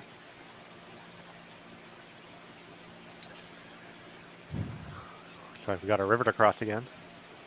No. Yeah. But Now- maybe the vines will be a bit more helpful this time. Yeah. Maybe the vines can Or- make a boat.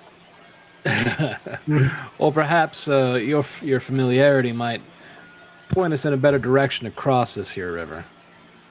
Oh, don't you all worry about the river none. And he kind of looks at Becca. I do apologize a bit for how it was eager the green was to protect itself. you all go back to that river. You all can just walk across the vines. You'll have a pretty easy crossing. It almost feels blasphemous, but thank you. Unless you don't start turning water into wine, I think you'll be fine, Padre. As we start making our way back to the railway camp, I want to say to Josiah, you know, I've only been to church a handful of times, but even Jesus flipped a few tables, so I think it's time for some action. You would have paid attention when you ransacked the temple. My favorite Bible verse who ever spoke to me. Well, it's all part of the good book. And sometimes when people let greed take over their minds and hearts, there is no other alternative but violence. And I think that might be where we've been led to here.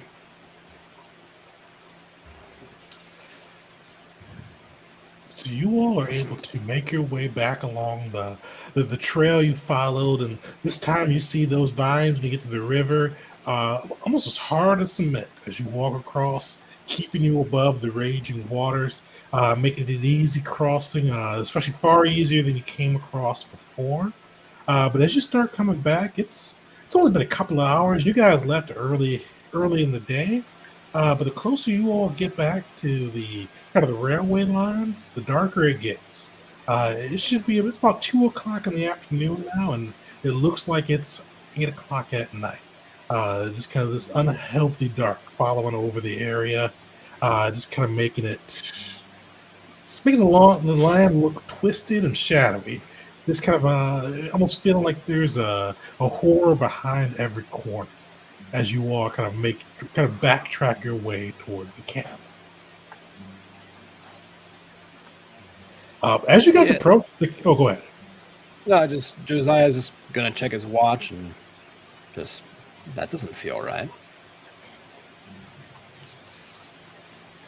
Not much about today's all I- felt right. No. It's been a strange day. It's only gonna get stranger. All right, we're gonna do another little GM intrusion here. No. But this time, Josiah, you're not part of this one.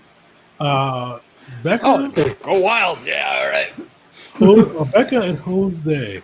I'm gonna roll a D4. Becca, you're 1 and 2. Jose, you are 3 and 4. As this Okay. goes on. 3. So you guys are walking through this camp with this unnatural dark, and all of a sudden, you all hear kind of just a yell, it's a person's yell, but it almost feels primal. And you all see something kind of sail through the night. And you see almost like a little spark attached to it as it sails through, just kind of a glow of light as it comes through. And Jose lands right at your feet. And you see this spark and dynamite as you all come through. You all see it's plopped right by Jose. Josiah, you're kind of a little ways back, definitely outside the blast range. Becca, you're close enough that if you jump back, you'll be clear. Jose, that dynamite's right on you, though. You got to do something quick and clever to get out of this. What do you guys do? We'll say this is a target number or a difficulty tier 5 for your actions. Oh, it's 15. Mm-hmm. Well, I'd like to try and grab it quick and pull out the wick. Just rip it out. Give me a speed check. All right, I'm gonna spend some speed to lower this check. All right. Yeah, luckily I have an edge in that too. So that knocks it down to 4, which I think puts it at 12. Yeah, 12. Yep. Mm-hmm. Meanwhile, what's everybody else doing before I roll? Yeah, so he's gonna try to pull it back. Becca, you're right in range or close enough to get out of range if you choose. Josiah, you are out of range. How do you two react as this is going on? Yeah, I'm definitely gonna dash back as quick as I can. Maybe try to use some of the nearby trees for some cover from the blast. No roll necessary. You are easily able to pop yourself outside of that blast range and duck and cover behind a tree. Josiah, what are you thinking? I think he disconnected. What do we lose him? Oh, he's there. Really? I don't see him on my side. He was gone for a second for me, but he's back now. That was a fun ninja moment. Yeah, I don't hear him at all if he's talking. Yeah, I don't know where he cut out. But the TNT fell. Jose's feet. He's trying to pull up the wick. Becca took cover behind a tree. You're outside of the blast range. What do you do? Very fresh. That's the extent of what he does. Just Macaulay Culkin. yeah, just yeah. He's a preacher fella. He wasn't expecting this sort of treachery. He wasn't expecting attempted murder. Perfect. Jose, give me that speed check. You got to be at 12. Okay, let's do this. Also, that was some GM intrusion. Do I get an XP? Oh yeah, you get an XP and give somebody else an XP too. I'll give it to Josiah because he hasn't got one yet. All right. Hey, I get a thing. Yes. Okay, let's see what happens. 18. Solid. Yeah, you reach down there lightning fast. You pull that wick out, and you all probably look stare at a dub fast as this TNT, this little explosive that was set to go off. He expertly disarms it before that flame could reach the tender. And you all just kind of see, like, probably sit for a moment, see whether the explosion was gonna happen. You all make it through unscathed, and Jose does not get exploded by dynamite. Where did it come from, the toss? Oh, yeah, this toss definitely came from the direction of the camp. You heard that yell. It sounded like definitely human, but definitely primal. It wasn't a word or a phrase he yelled out. It was just a howl. Hang on. Faster, catch. You just toss the TNT over. Oh, It's not going to explode. What? It's How do you mining know? dynamite. It's not nitroglycerin. It's a solid explosive. The only way it's going to explode if somebody shoots it or sets it on fire. And with that, just drops it and like takes a like very generous steps back. Just yeah. I'll activate my Falcon's Eye cipher by looking through it with my right eye and try to see if I can pinpoint who or what threw the dynamite in the camp. Yeah, you pull out that cipher, the Falcon's Eye, kind of holding it over your, if it was left or right eye, whatever eye it was. But you are able to see kind of through and to the camp, kind of through this eerie darkness. And you see some of the workers that you saw before. They look furious. Like, they look enraged. Some of them are holding their work pickaxes. Some of them have pistols and shotguns out. We also see people from the town too. And these people, like you see the mayor out there. You see the local store owner. You see the person who owns the land the mine's on. You see a lot of the people who have been speaking out in favor of the rail. They look pissed too. But in the center of it, you see, kind of next to these hunks of dynamite, that worker you spoke to. You see they looked pissed, but they still look like they have their wits about them. He looks in frenzy. He looks furious. And you see him stand next to that pool of dynamite, glaring your way. With the eyesight of this Falcon's Eye, and maybe I need a roll or something, but do I see any sign of the card that I gave him? Yeah, fortunate no roll on this one. You don't see the card, but you've seen how hard it was for Jose to get rid of it, and how much Josiah struggled keeping it with him. And you can probably imagine it's somewhere on his person. Gotcha. So are all of the people that I see kind of like facing in our direction and seem angry at us, or is there some other source of their anger? They do seem angry at you guys.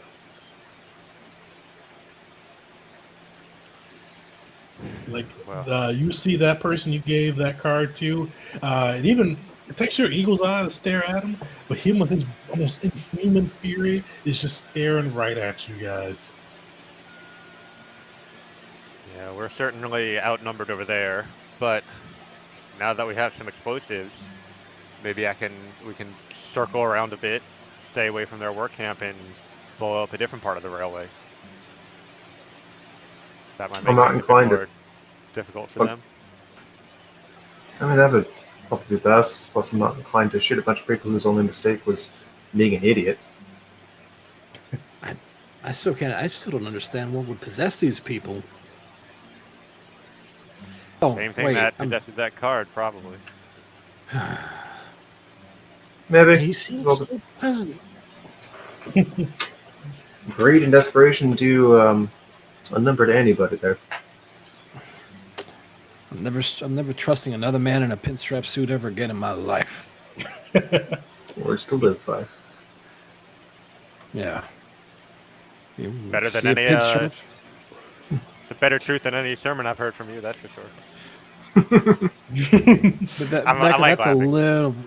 That's a little bit hurtful, but right now I do feel a tad foolish, so you might be right. Well, I'm not inclined to see you lovely people use your bullets to make a lot of other normally lovely people exit this world. So I love the idea of trying to sneak around them, if we can even do that. It looks like they're locked eyes with us. It's out of the woods. Well, I'll do my best to be quiet, I guess. All right, you all try to stealth through. Yeah, and I'll try to use my knowledge of the area to find a good way around. Yeah, try to steal through. Perfect. Everybody give me actually. So, your choice. We can have everybody give me a DC 12 speed check, or we're going to be a group success or failure based on how many of you are. If two of you succeed, you succeed. If two of you fail, you fail. Or we could have Becca do a 9 check, a DC 9 check based off of her own experience. The forest trying to lead you all through a stealthy path, but it would just be Becca. Probably Becca. How do you like that pressure? I'm happy to take the lead. If you trust me to do so. Yeah, I mean, what's the worst that could happen besides, everything? Yeah, so if I'm trained in multiple things, I still only get 1 each. Is that right? Yeah, to my best of my knowledge, you only get 1 of your skills. But if you have any assets or ciphers that can be applied, you can get those. Let's And assets are just items. Yeah. I do have a compass, which might help here. If you think that would be enough to ease the roll. But either way, I'm going to apply some effort to it. I do have... Oh, go ahead. I've got this thing where I'm helpful. And whenever I help another character, that character gains the benefit as if I was trained, even if I'm not trained or specialized in the attempted task. So I'm gracious like that. What can I tell you? So how would that work in this context? Yeah, so and I'll let you decide how you are providing this help, but that would definitely ease it. So the compass wouldn't help on that side, but you could definitely spend some effort to help ease it again and bring that 9 down to a 3. Okay. And I'll let Josiah decide how he is helping Becca sneak through these, or help sneak through these woods. Trust in God. God will show you the way. And also avoid any tiny branches. While this is going on, I'm going to go ahead and refresh. Or recovery, I should say. Oh, recovery. All right, yeah. So you can do a recovery roll. That's 1d6, I think, plus your tier. And this one only takes, I think it's instant for the first one you've done. Yeah.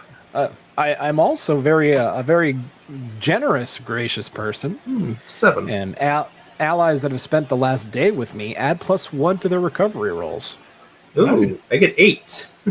Yeah. You can divide Who those would've- up from any of your points that are missing on that side. Who would have thought having a preacher around's a good thing? That actually puts me back up to max. Wild. Thank you. Hey, happy to do what I can. I'll do a recovery roll after this roll, so I get back potentially the effort that I spent, or the points I spent on the effort. Fair enough. Yep, that's a natural 1. Pressure was too much. You remember that XP? Oh Maybe a yeah, little I bit do have ago. that. I don't know. We could go with the nat 1, see what happens.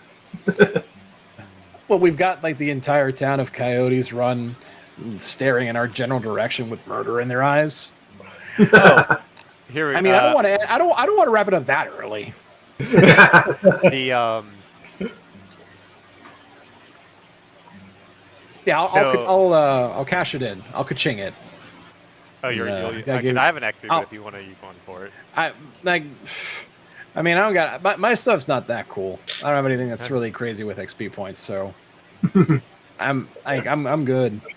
I'll use it. Cha-ching. Let's go. Back to Alright, nothing. I'll Hell yeah.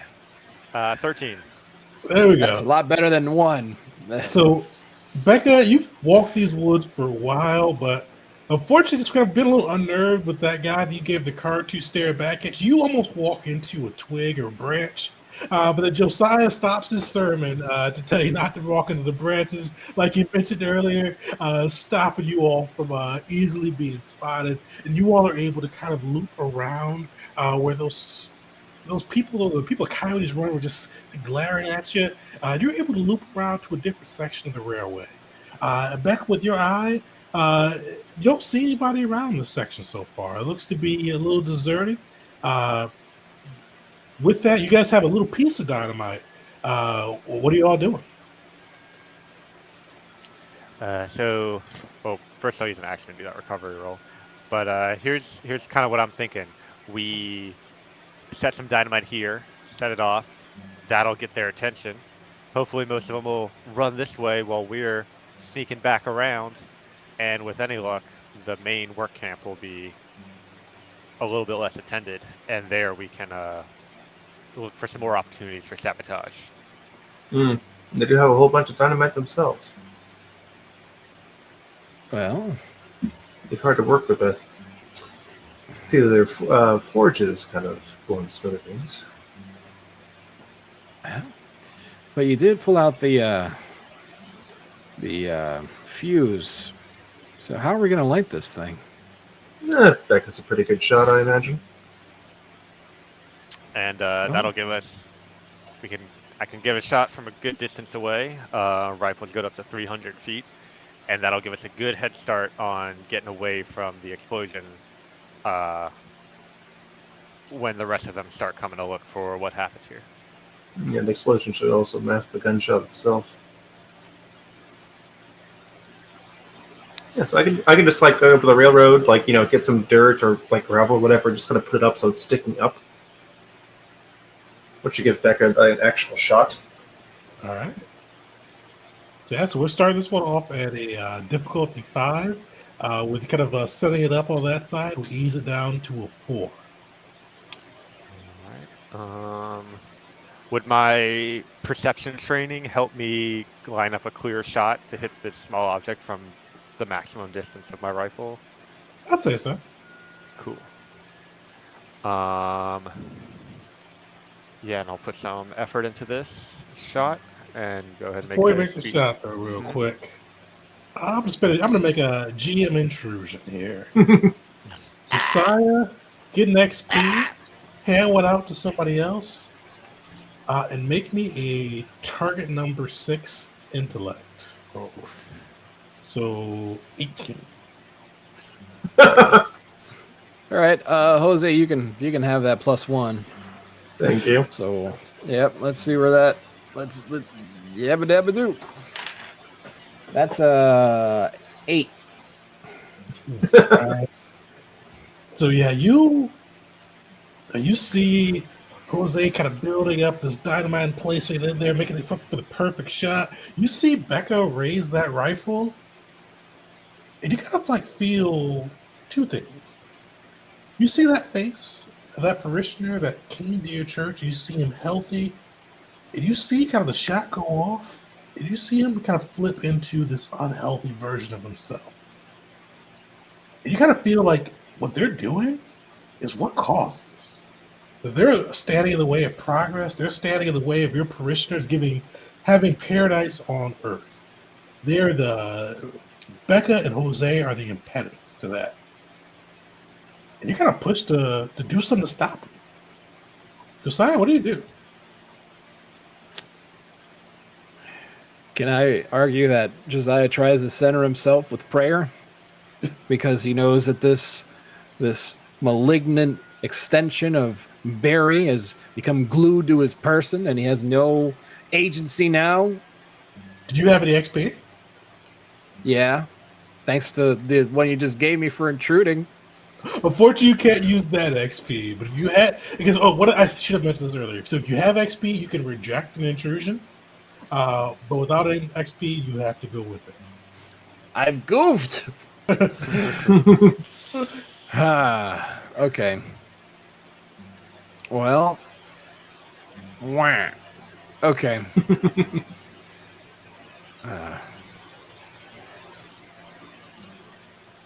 All right. Well, I mean, if that's okay, so he feels like this is a detriment to the people of Coyote, he's going to yell at them to stop.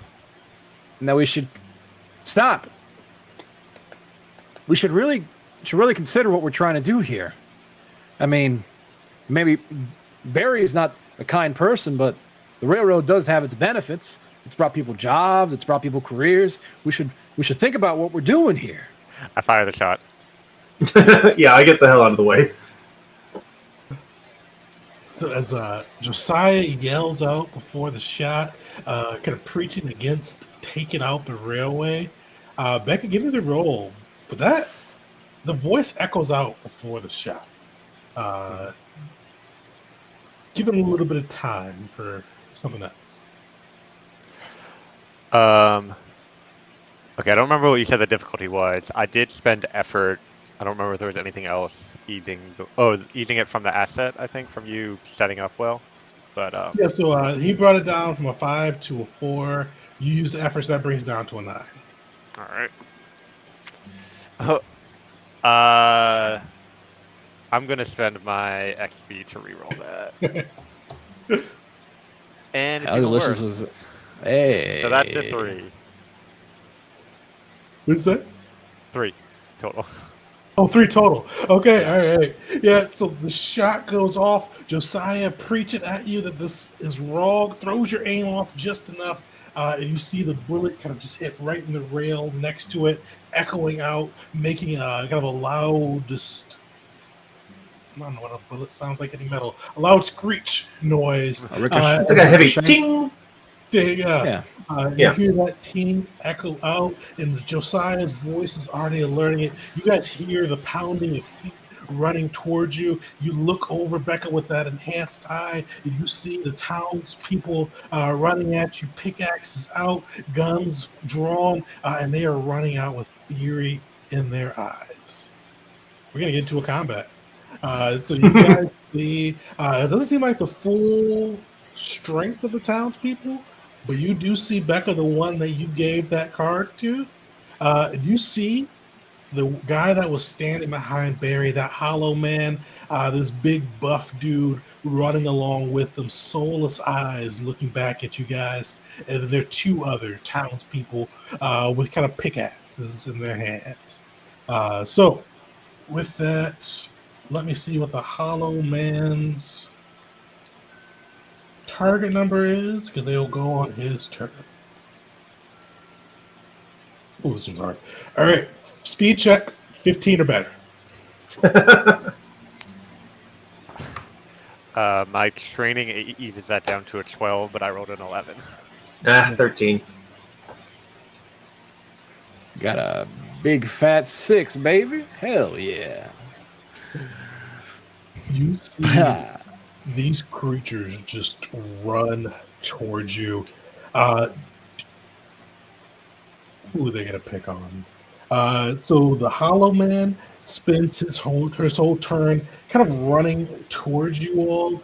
He has to kind of move away from a small distance away into fighting range. So he uses his action to get closer. If you guys see, like, he looked freaky. I mean, he looked unnerving before. But as you see, at first you wonder if it's dark playing tricks on you, but you see his muscles bulge out, those dead eyes grow darker and deader. You see kind of these runic lines come across his face, and you see just pure rage burst through as this Hollow Man takes different form. And you see almost kind of weird, like little tracks start to run up his arm and round like his chest and down his other arm, almost like little railroad tracks kind of bulge out as he gets larger, stronger, and more ferocious. As he kind of gets in range, and kind of in close distance to you guys. The one, Becca, that you gave that card to, he's going to pull up his rifle and he's going to take a shot at you. So with this, game masters don't roll dice, so you're going to make a defense roll. He is just a townsperson that's been a little enhanced with some railroad magic. So his his difficulty is 3, so his target number is 9. So you'll make a defense roll. With being shot, that'd be speed, so you have to beat a 9 on the defense roll. I am trained in speed defense. So Perfect. Yeah, so bring that down to a 6. 14. Solid. You see him take aim and pull that trigger. You're able to dodge aside as the bullet comes at you. The other two with the pickaxes kind of do the same thing. They spend their action to get in range with you. And now kind of up in your grill, you see these 2 crazed townsmen with pickaxes in their hands. And when I say crazed, they look furious. They don't look as inhumanly crazed as the one with the rifle and the card. They look angry, and you see some of them muttering, "We're just trying to do what's best for the town. Can't you see that, Pastor?" And they kind of swinging those, kind of ripping those pickaxes. But it is now your guys' turn. You have 4 foes. One, the big Hollow Man in the center, flanked by his 2 miners. And you see the crazed man in the back with the rifle taking aim at Becca, who gave him that card. How do you guys act? And you guys can go in any order you all want to for player turn. Where are they in relation to where that dynamite is? Because they're where you guys were, so fortunately they are away from the dynamite. So would seeing these townsfolk and their vigorous, violent reaction to everything shake Josiah back to being sensible? Actually, you broke free pretty much after that shot went off. That card is still stuck to you, but you're aware that it tried to manipulate you, and you feel like you got a little edge against it right now. If it tries it again, you definitely feel in control of yourself at the moment. All right, I'm gonna do a thing. Encouragement. While I maintain this ability through ongoing inspiring oration, my allies within short range, they were within short range? Yeah. Okay. Ease one of the following task types, my choice. But you guys tell me what you want. It's team effort and everything. Defense tasks, attack tasks, or tasks related to any skill that I'm trained or specialized. Yeah, you don't want to talk to these guys. So attack or defense? I'd say probably defense. Yeah, they outnumber us. They're going to be getting some attacks in. Mm-hmm. Okay. So, well, he's going to encourage them to take heed. They're only hands and legs, and your eyes are faster than any of those. You can see what's coming and take care and be safe. I believe in you. God is with you. God is with us. Nice. And that would be 3 intellect points to do that. Wait, but I've got the edge, so that would be 2. Did your ability cost 3 to use? It's no, the ability costs 1 intellect point. Do you have to roll to use it? Don't think so. Just as 1 intellect point. Will I maintain this ability through ongoing inspiring oration? Allies within short range uses one of the following types. Blah blah blah. So no, there's no mention of a roll. It's just an action at the end. Yeah. So you just used. Were you using the effort for something else? No, I'm not using the effort. Just I have the edge. The edge is constantly 1, right? That doesn't. Yeah. So yeah. Yeah. If it was 1 point to use, it's 0 points at all overall. So you don't have to spend anything. Oh, well then I still If have. it's 1 intellect point to use, and you've got 1 intellect edge, you're good to go. It's free. Then they'll have all my intellect points, I think. Nice. Okay, then yeah. Well, let's just there you go. Be defense. There you go. All right. And that'll do it for my action. All right. Jose Becca. Tell me if this makes sense with the positioning, but I'd like to use my turn to move to position the dynamite between myself and all of the potential enemies. Yeah, you could definitely kind of move and get because it's 300 feet away. You guys said, right? Oh yeah, that's right. Yeah, it's pretty. No, but you can. It's a speed check of what was it? I think 4 difficulty. Because you can use because usually you can only move small distance in 1 turn. But if you want to go further, you can make a speed check to see if you could make up the distance on that side. So yeah, difficulty 4. So it'd be a difficulty 12 speed or target number 12 speed check. Okay. See. Yeah, I'll go ahead and make that roll. 18. Solid. Yeah, you hoof it over there. You're able to kind of get go at an angle, so you're able to angle yourself away and get close enough to the dynamite to put it between you and some of the miners in the Hollow Man. And I'll just shout out to them. Attack any of my friends, and this railway's going sky high. All right, Ooh. Jose, what are you doing? So the bulk of these people are just kind of running at us like they're following the tracks, right?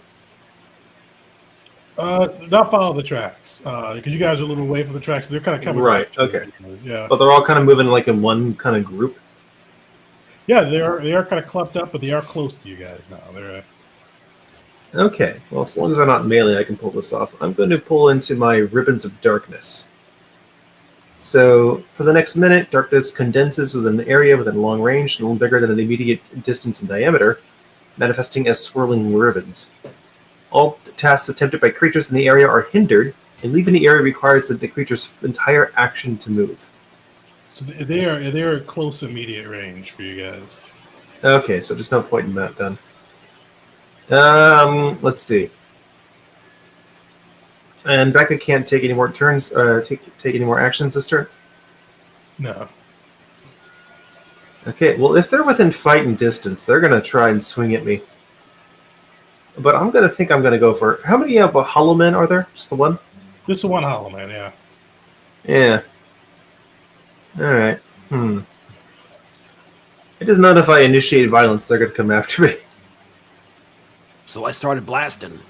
I might have to.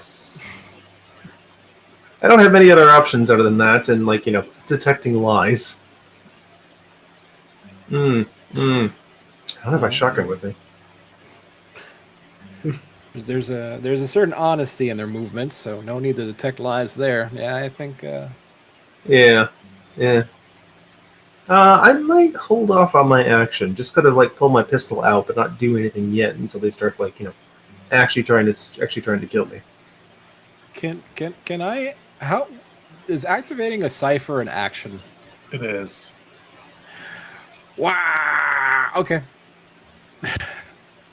Oh, are you talking about... Because yours was a necklace, right? Yeah.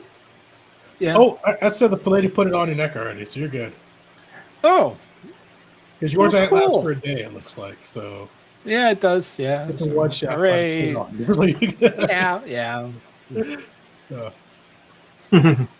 Well, in that case, I'm gonna hurt their fists with my bony body. Show them who's boss. Yeah, no, until they actually start trying to kill me, I think I'm just gonna pull my pistol out and just get ready for the mob. Oh, make me an intellect check. Sure.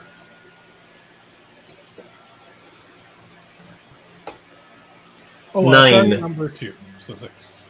Oh, okay, fine. 9, got it with a 9. Nice. You take a look at these people and kind of take a look at kind of their demeanor, and you see these two with Becca's threat. The two kind of townspeople with pickaxes in their hands. They seem a little bit shaken and unsure of what to do. But the Hollow Man and the one Becca gave that card to, there's murder in their eyes. Yeah, fuck it, kneecaps. I'm gonna start with the guy who has the card. All right. Yeah. You had the bad luck of being engaged in conversation with Becca. I'm going for the knees. I'm not gonna kill him. So with this, so to target a specific body part, you need to at least get a 19 or 20 on your die. Because a minor effect, one of the things you can do with minor effect is target a specific body part. Oh. But you can definitely shoot at them. But I mean, it's a his target gunshot number wound. off base is 9 to hit. I'm gonna give it a shot. I'll try for 1920. All right. Who knows? That's a 7, so we all know. I think it just goes wide. His shot goes off, goes wide. You see kind of the two miners, the ones with pickaxes by, flinch. But the Hollow Man and the Crazed Man just kind of stare at you, fury in their eyes. And we're going to go up to round 2. I'm just gonna say, I got 6 more bullets in this if anybody wants to come up. So round 2, Becca. No, you're not in the same initiative order on this side, but we'll see if you want to kind of use your action on this. Would you want to try to use your action, see if you can scare off those two townspeople? Or would you have something else you want to do this turn? Yeah, I mean, I don't want to hurt these people if I don't have to, and my goal is to kind of get them to not hurt us as well. So, So Becca, I'll say, how do you try to scare off these men? How do you try to get them to leave and not interfere with your work? I'll kind of let it up to you. We'll see what type of check that comes with. I'll just shout out, y'all seen the game I bring back every week? You know how straight my shot is, and I'd hate to have to turn it on you. Perfect. Give me an intellect roll. These guys, it is target number 6. All right, I'm gonna use that. Difficult. Or Yeah, target number put 6. Yeah. effort into that.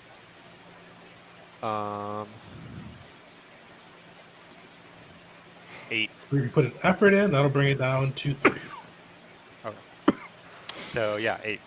On the roll.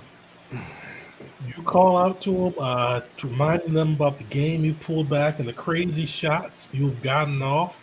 And you see kind of two with the pickaxes kind of like shake their heads, and you see kind of the fury just drain from their face.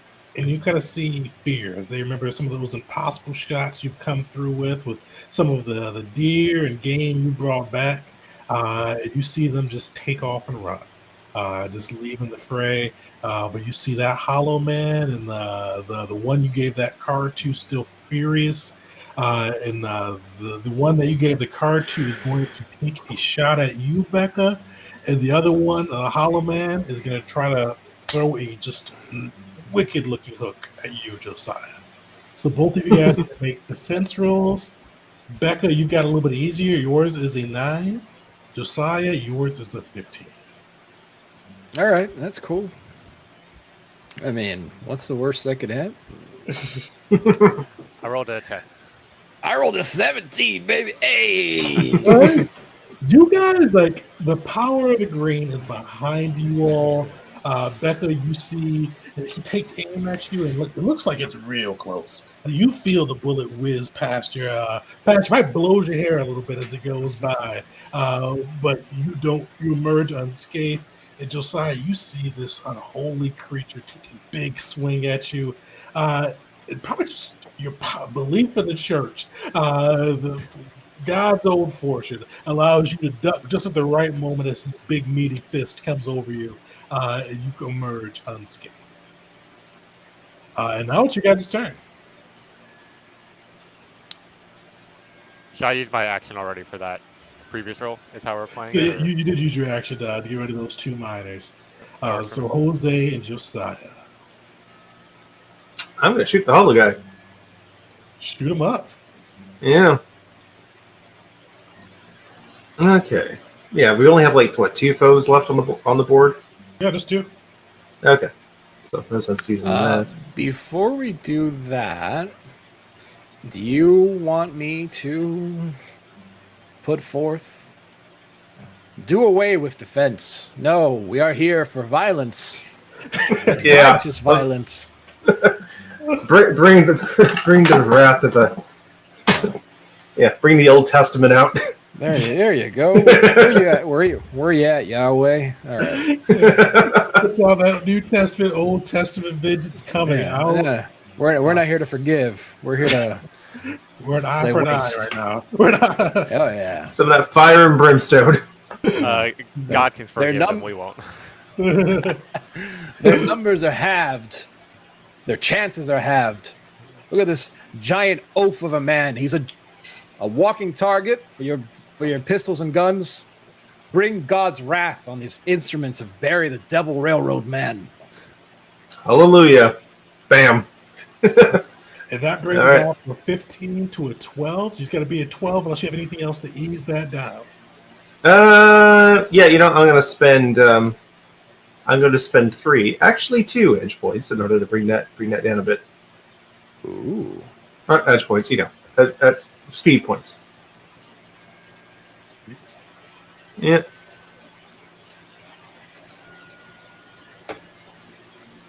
$16 or 15. Didn't have to at all. That will hit. How much damage do you do? I do 5 damage with my He pistol. looks hurt. How does that look? I think what I'm basically doing is I'm trying to go for like joints, or maybe I'm just like I keep trying to plug into like this massive chest. Bam, blam, blam. Where is that freaking heart? You see those bullets like blow through him. You see holes in his flesh, but he is still coming. Hold on, I will be right back, and we'll get into the last part. Wait, did he leave us live? Oh, Tegan. Yeah, we're on air. So You guys remember that giveaway code? Because I don't. Remember, you can win Old Gods. Is it ! Old Gods in chat? Is that how it works? probably yes. Let's go with that. Probably. Yeah, I think And- so. You can blame us, Chad, if otherwise. Yeah, but yeah, you can win a hardcover copy of the book as well as a PDF. One caveat, you've got to be in the great old US of A. I Mhm. imagine that's continental. I don't know if you're shipping the Hawaii and Alaska. Maybe we'll clarify that when he comes back. Who knows? I should have asked that question. I did not ask that question. So if you're in Alaska and Hawaii, maybe.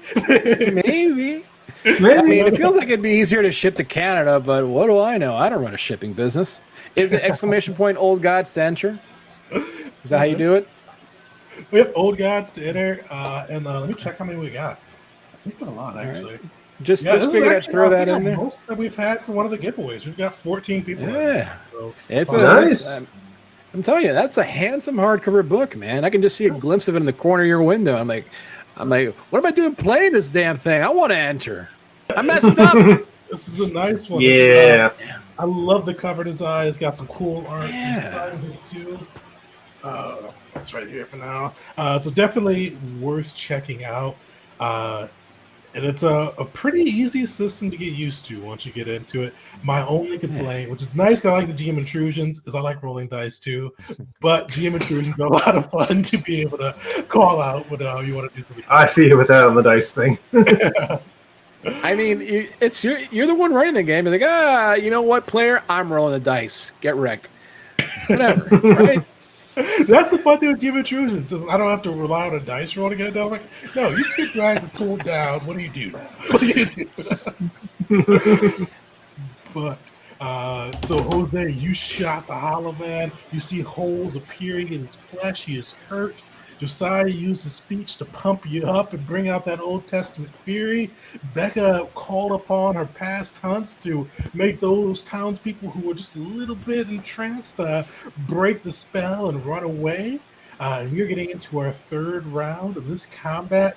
Unfortunately, they are still ahead of you guys in the actions. So Becca, that guy is still trying to get you. He's still trying to take that shot. You see him raise that rifle up again and pull out. I gotta pull the trigger.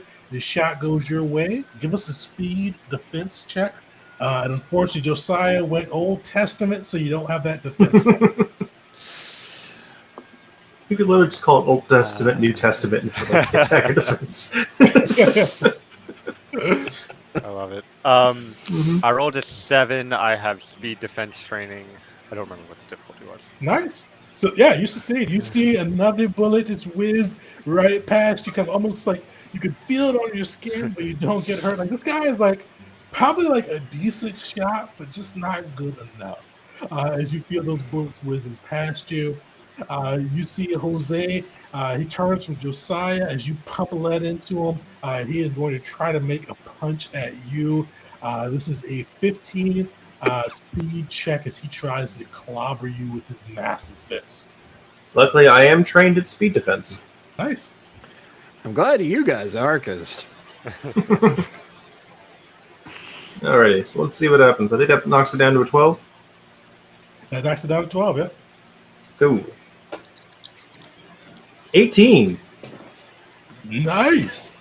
Yeah, you see his fist kind of coming towards you. You duck and dodge. You guys both emerge unscathed from this. All right. Player's turn. You guys have the two enemies facing you. What do you guys do? Anyone Wait. near the dynamite, or I guess they've not really moved in that direction. You know, I could maybe shove the Hollow Man near the dynamite. That would be sweet. That's a very hard shove.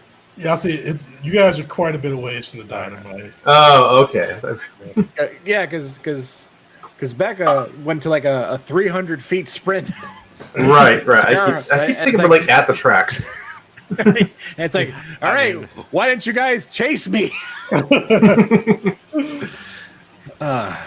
mean, I'll shout out, like, try to lead them closer if you can. I will continue my let's get him for God speech. The Hollow Man, will say he does look hurt. He does. Oh. You know what? I'm going to spend an XP. Okay. Ooh. My 1 out of my 2. And I'm going to activate one of my protector player intrusions. All right. I'm going to use perfect setup. You're fighting at least 3 foes, and each one is standing in exactly the right spot for you to use a move you trained in long ago, allowing you to attack all 3 in a single action. Make a separate attack roll for each foe. You remain limited by the amount of effort you can apply on one action.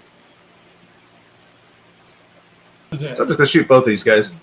Does it have to do 3, or how's their phrase? Oh, it says up to 3. Up to 3? Oh. All right. Yeah, or no, at least 3. So, unfortunately, that would have to be 3, unless you're shooting at something else you could shoot at. No, I don't know. It at least says, like, you know. The dynamite, of course. Yeah. So cute. You could shoot Yeah, the dynamite. You could shoot. You know what? I'll do it. My pistol's at long range. Becca's in the direction of the dynamite, but not next to the dynamite, right? Yeah, I wouldn't have gone near it. Yeah, my pistol's a long range pistol. Let's do this. Just making that distinction. Just all right, first one's we're on going the towards. same page. This one's going towards the Hollow Man. So Hollow Man, he is target number 15. Or DC, I- target number 15. Yeah. But reduced because somebody went Old Testament. Oh, yeah. So down to 12. Yahweh, Yahweh. Wait, so what is it when you're being perky? Episcopalian? Oh man. That's a 9. That's a miss. So Or fortunately, maybe I hit him, but it doesn't do anything. because see, like it lodges, it goes through one of the holes you already put in him, and it goes up the other way. Let's go for the other guy, the card-carrying member. Usually it'd be a difficulty 3, so target number 9, but that Old Testament brings it down to a 6 and 2. That's an 8. Yeah. How much damage? Oh, you did 5 damage? 5 damage. Damn it, put him down. Yeah, take him down. Yeah, no, I'm just like, blam, blam, son of a, move it over. And I think I just like it's a gun. I have to be lethal with it, right? Yeah, unless you got like the 18 where you can kind of call your shot, or 19 Yeah. where you can call your shot. So, fortunately, he bites it. Yeah. And finally, the dynamite. That was because you guys perked it up, so that brought it down from a 5 to a 4. Old Testament brings it down to a 3, so 9 on that one. Now let's do this. You know, I really want to hit the dynamite. I'm going to spend 2 speed points. Nice. 3 speed points. Yes, but I have an edge. Did you already apply your edge this turn? No. Nope. All right, you're good to go. Yeah, I haven't spent any points or edge. 6. So it's a good thing I did. Yeah. Yeah, blam, blam, blam, blam. One bullet's kind of like, really aiming it. Blam! And just kind of like in slow-mo's. The round just goes and...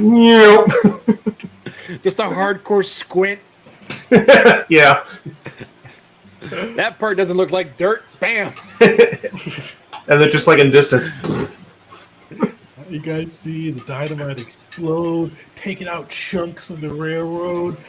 Becca, you're out of the distance, but you do get pelted with some rocks and debris. No damage, though. And you do see the one that you gave the card to that was shooting at you fall, the bullet through his heart, collapsing on the ground.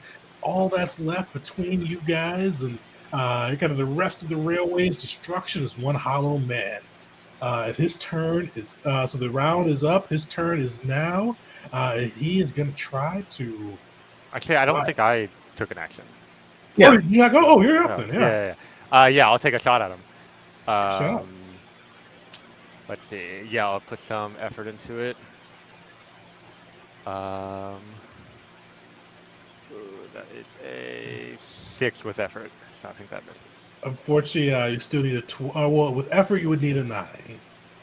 Wait, do you have does the he XP you want to say? does he get that benefit from? Old Testament. Yeah, from Wrath of God. It Wrath does. of God.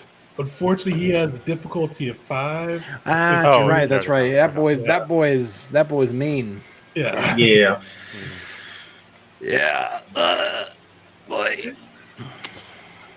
So, yeah, you see kind of blood, this black inky blood pooling out of him as he goes through. Jose, he's gonna keep picking on you because you keep shooting at him. Yeah, that's fair. Josiah is preaching, so he is going to try to slam that meaty fist at you one more time. You see fury in his eyes as you guys destroyed part of the railroad and killed his man. And he is going to try to just crush you with his fist. Okay, I do have speed defense. All right. 8. He smacks into you hard. He has 9 points of might damage to you. Oh, well, that's fine. I have 1 might left. I just kind of get knocked to the ground. I just start cussing him out in Spanish. And I just get back up and I go, best you got. Perfect. Is your guys' turn? Can you finish this hollow man? I'll take a shot again to see if I can finish him off. I'm just gonna assume. Yep. All right. Wrath of God. You showed You show that abomination who's boss in the name of Yahweh. I'll put some effort into it again. All right. And the plagues of Egypt came down upon Egypt.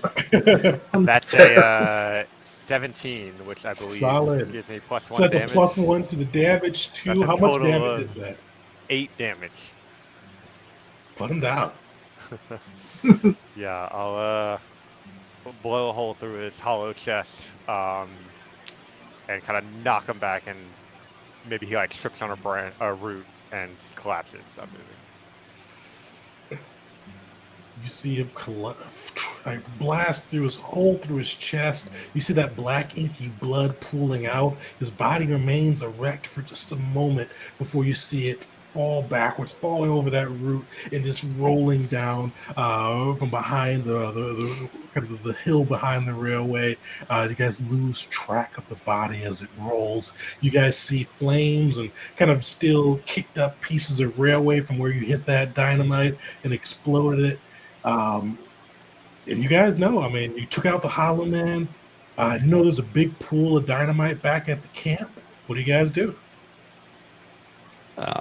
Before we do anything else, and I love having an intellect edge. This is so good. All this stuff is like free. I've got this thing for cures what ails you, called Perfect Remedy. And it's with the right herbs, words, or ritual. I can restore 1d6 points to one stat pool of any creature within immediate range. That would be our recently injured friend, Mr. Campos. And it can be used once per character until the character uses their 10-hour rest. Yeah, so I'm going to just get that out the way. That's not how you do that. All right. Enjoy that 4 back to your might. Very much so. Puts me up at 5. Yeah, better than 1. Oh, yeah. Is that into Okay. any pool? Or Yeah, it's any pool. okay. Do you? Yeah, I've been do you using need a lot of helping hand. Been using a lot of effort, so while you're at it, pass. For which one? For Speed is down by 6. okay, then for your speed. Putting that good book to good use. Not as good as it should have been, but you know, well, you got 1 back. Yay! Take it. Thanks, Doc. No, not a doctor. I'm just doing God's will. Whatever. So as you guys feel the good words flowing through you and feel a little renewed vigor, what's next? One thing I might recommend is I can maybe try to find us a safe spot out in the woods where they won't find us, and we can take a 10-minute rest. If you're up for that. Sounds like. I mean, we need to keep the momentum. All right. Yeah. Then I guess in that case, I'll look for another path back to the main camp, but again, trying to stay out of sight using the trees as cover and my knowledge of the land. Sure. And I'll offer what assistance I can. So same deal as last time. You guys can make a group target 4 check or difficulty 4 target number 12 check, or Becca could take it on her own and make it 9. And it has Josiah offer it. I forget what the skill name was. There's assistance that could bring it Helpful. down. It's helpful. I mean, that's still our best bet. Yeah. Yeah. I'm a nice guy. I like to help.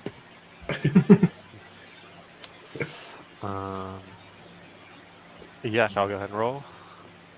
11. Solid. You're able to kind of sneakily lead through, kind of using the the darkness itself and kind of some of the own camp's implements to kind of hide your guys' approach. And you guys get kind of just this beauty of a picture. And probably with Becca, with your little enhanced eye, you can see this all laid out. You see Barry kind of standing on the tracks, fury in his eyes, and you see him yelling at some of this assembled crowd. You see some of the railway workers, some of the people he brought into town with him. Some of them in nice suits, some of them in kind of the grime and work clothes that would be associated with building the railways. But all of these are kind of the outsiders he brought along with him. And you see him yelling and kind of working these people up into a frenzy. But you do see him standing next to the dynamite cart. You see he's like handing out dynamite to the people to kind of go and chase you all down. But what do you all do? I'll could just say sneak attack. I'll say to the two of them, like, my finger's on this trigger, but Let me you go have a out. better idea.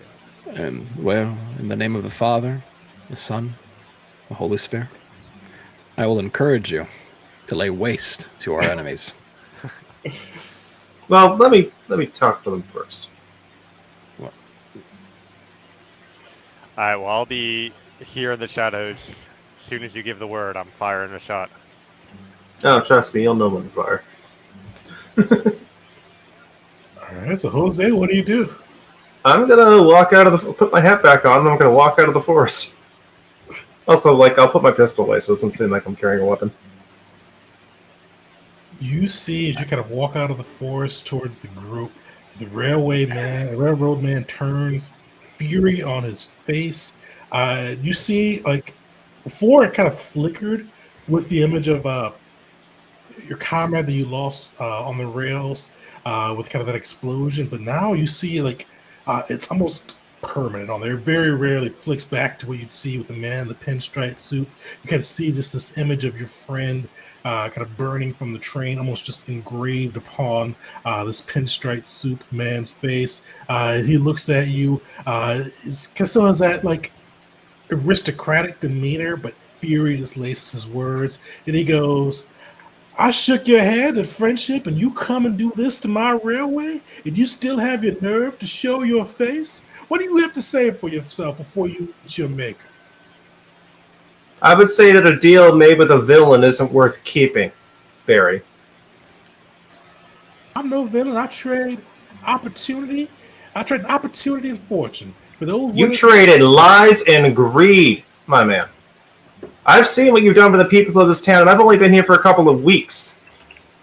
I can't imagine what waste you've laid across the whatever the hell this place is. I don't care. I do care about what you've done to the people, though. Especially these people here. You probably haven't suffered any much more crime than trying to feed their families with a steady paycheck. Now, rest of you probably heard that explosion back there. That might have been some of our handiwork.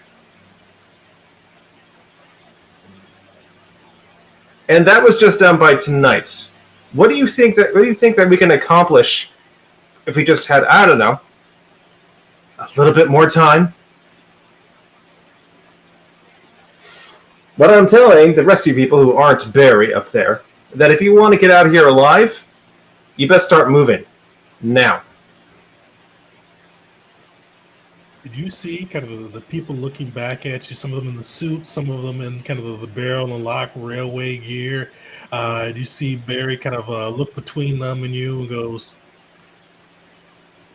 my friend, these are my people. Your people have already fled. Oh, no. Barry, my friend. Barry, Boobala. I'm never alone with God by my side. And he just snaps his fingers.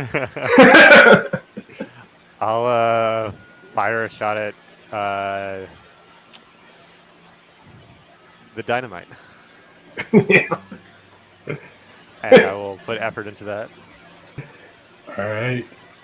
So this is a pretty big cart, so this is just a difficulty 2. Jose, give me a difficulty 4 speed check. Yeah, I'm gonna duck. I'm gonna spend 2 more speed with my, 3 more speed, but 2 with my edge. Yep. To knock that down to 3. And you have Josiah's Old Testament for you, Becca, so that's just, you gotta roll 3 or better to be able to hit that. Oh, that was a 3. I'm gonna reroll. Oh, yeah, burn your last XP. That's a good time to use it, yeah. That was another 3! Okay. We'll get to that in a second. Becca, were you able to hit? Yes, I actually rolled a 19, which I believe gives me a minor effect. It gives you a minor effect. So I would like that minor effect to be that I shoot it in such a way where the blast doesn't quite get to Jose. If that's not. What we'll do on that side, Jose, give me one more roll. Your target number is going to be a little higher, but you get another chance to see if you can get out of this explosion. So I had to refresh. I only caught the end of that. Oh, no worries. Yeah, so Becca got a 19 on the roll, granting a minor effect. So she's trying to shoot the blast, shoot the dynamite in a way that's angled to not get you in it. The way we're going to roll with that, with it being a minor effect, is you'll get a chance to re-roll. It's going to have a little higher target number. We get another shot to get it in. Wrong page. Let's try over here. Okay, so I re-roll again.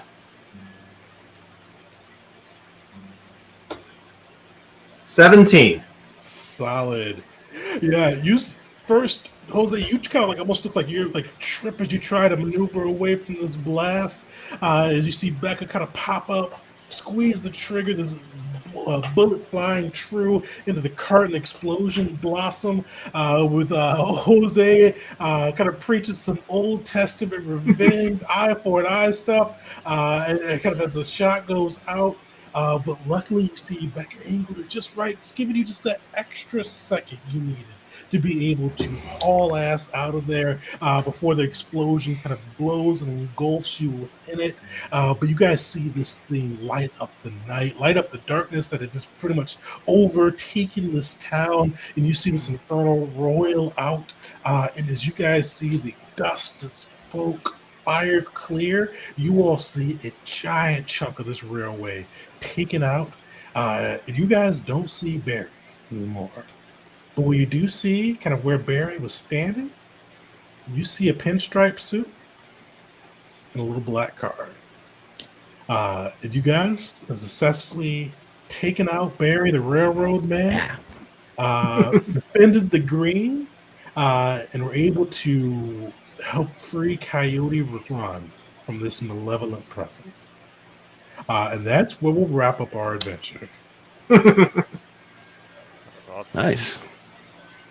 So you all made it through. We're getting close to rolling for who will get to take away the giveaway. We've got 15 people in. So next few minutes, get yourselves in there. And then once we do roll it, I'm going to put in both my email address and Discord ID. Message me on one of those two, and I'll get some of your information on that side, so I can get that over to Shauna. I didn't ask her about time frame either, so when I reach out to her with your information, I'll ask about time frame and let you know when you'll get it. I didn't ask many questions. I said thank you. Free book. Okay, thanks. So we will figure that out. But yeah, we'll be rolling this in a second. This is my first time with the Cypher system. I enjoyed it. I like the GM intrusion. That's a fun thing to have. We just kind of pull out and say this happens. You get to have. I like how you give XP to the player they can use for stuff, and like they get to give it to another player too. Kind of spreads out the wealth. I love that it's like you guys sound a little too cocky. Let's fix that. Things are going really well. Oh, you had to rub my nose in it, huh? No. I love it. No, this is a fun system, man. Mm-hmm. Yeah, and like that podcast is one that's been on my back burner for a while. I'm like, I'll get to it eventually. I'm like, it's Appalachia, weird crap in the woods. Hell yeah, I'm into it. It's really good. Like anytime we go on a long drive, my wife and I listen to it. My only complaint with the podcast to be, especially with how long between the seasons, they don't do a recap. We started like season 4 because like the new season just came out a couple weeks ago. I listened to a couple before like the game just to kind of get myself in the mindset of it. I'm like, what the hell happened? This is like 6 months ago. But really good. I bet there's like online. My wife and I were talking about finding an online resource for a recap, just to make sure we remember what happened last season. Man, very good. Like one of the drawbacks of remote work is I don't have as much of a commute anymore. Yeah. I don't get to enjoy audio like this. I gotta find reasons to drive now. I just look at it when I'm doing yard work. That's a good way to do it too. I have a very small yard. Ah. It's weeds that I park on. That's my yard. Oh man. I really enjoyed the system. I also started listening to the hell podcast 2 weeks ago. You know, in kind of preparation for this. Got through a few episodes, but the way they just the language they use to narrate everything, and the way like magic works and how mysterious it is, made me really excited. And I think this was a lot of fun to actually play in that world a little bit and interact with those things. And I also really like the Cypher system. I ran a Numenera one-shot, which uses the same system 2 years ago or something like that. So I was like mostly familiar with it. But I think my favorite part is the little sentences you make out of your character. Because just being able to say that Becca is a brash hunter who shoots sharp and straight. And you don't really need to know much more about her character than that. And it gave me like, it helped with the role play a lot, and just made like character creation a breeze. So that was really nice for the player side. Mhm. It does help you sum up your character in a sentence. Yeah, it does. Yeah, just she's brash and she shoots straight. There you go. Yeah. Well, to throw in my 2 cents, this is my first time ever trying the Cypher system, although I had it on my radar for a long time. So that was interesting. I only found out about Old Gods Appalachia when I heard about when this particular version of the system came out. So that was actually really fun, kind of like getting immersed in this setting. I think it's pretty cool. I think it's got like kind of like that kind of Call of Cthulhu horror, but it's like in completely different mythos. You know, a very unique setting. Because I can't think of many like Call of Cthulhu modules that would take place in Appalachia. Yeah. Yeah, and Man, this does make you want to.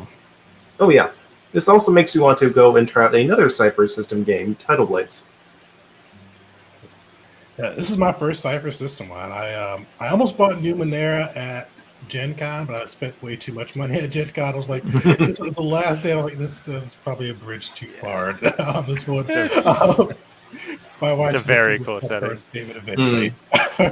But definitely one that's on my radar now.